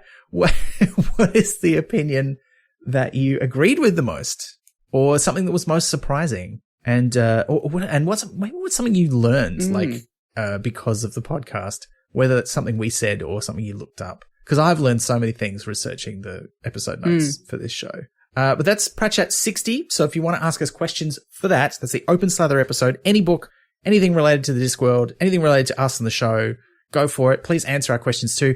The hashtag to use is PratChat60. You can answer those in all the usual places. But also, because we're not doing a book next month, we're going to tell you the book for the episode afterwards. Because it's not just one book, Liz, is it? No, it is 2. And it's like, I'm excited about both. There's one I've been saying for a really long time, hoping that Ben takes it serious. I'm like, joking, but not joking. So, very exciting news. So the book we're doing is Thud with guest educator Matt Roden.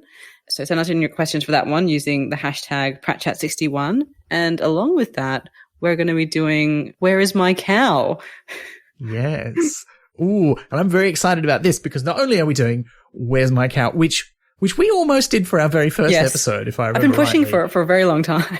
We didn't both have copies at the time, so it didn't work out. But we're very excited because this is going to be a crossover episode with our dear friends, Joe and Francine from The Truth Shall Make Ye Fret, one of the many other great Discworld podcasts out there. So that's going to be fun. So please send in your questions for either Thud or Where's My Cow. You can use the same hashtag for both of them. That's fine. We'll probably have a different hashtag for the bonus episode, but that's Pratchat61. Are you saying that the questions for Where's My Cow aren't going to apply to Thud?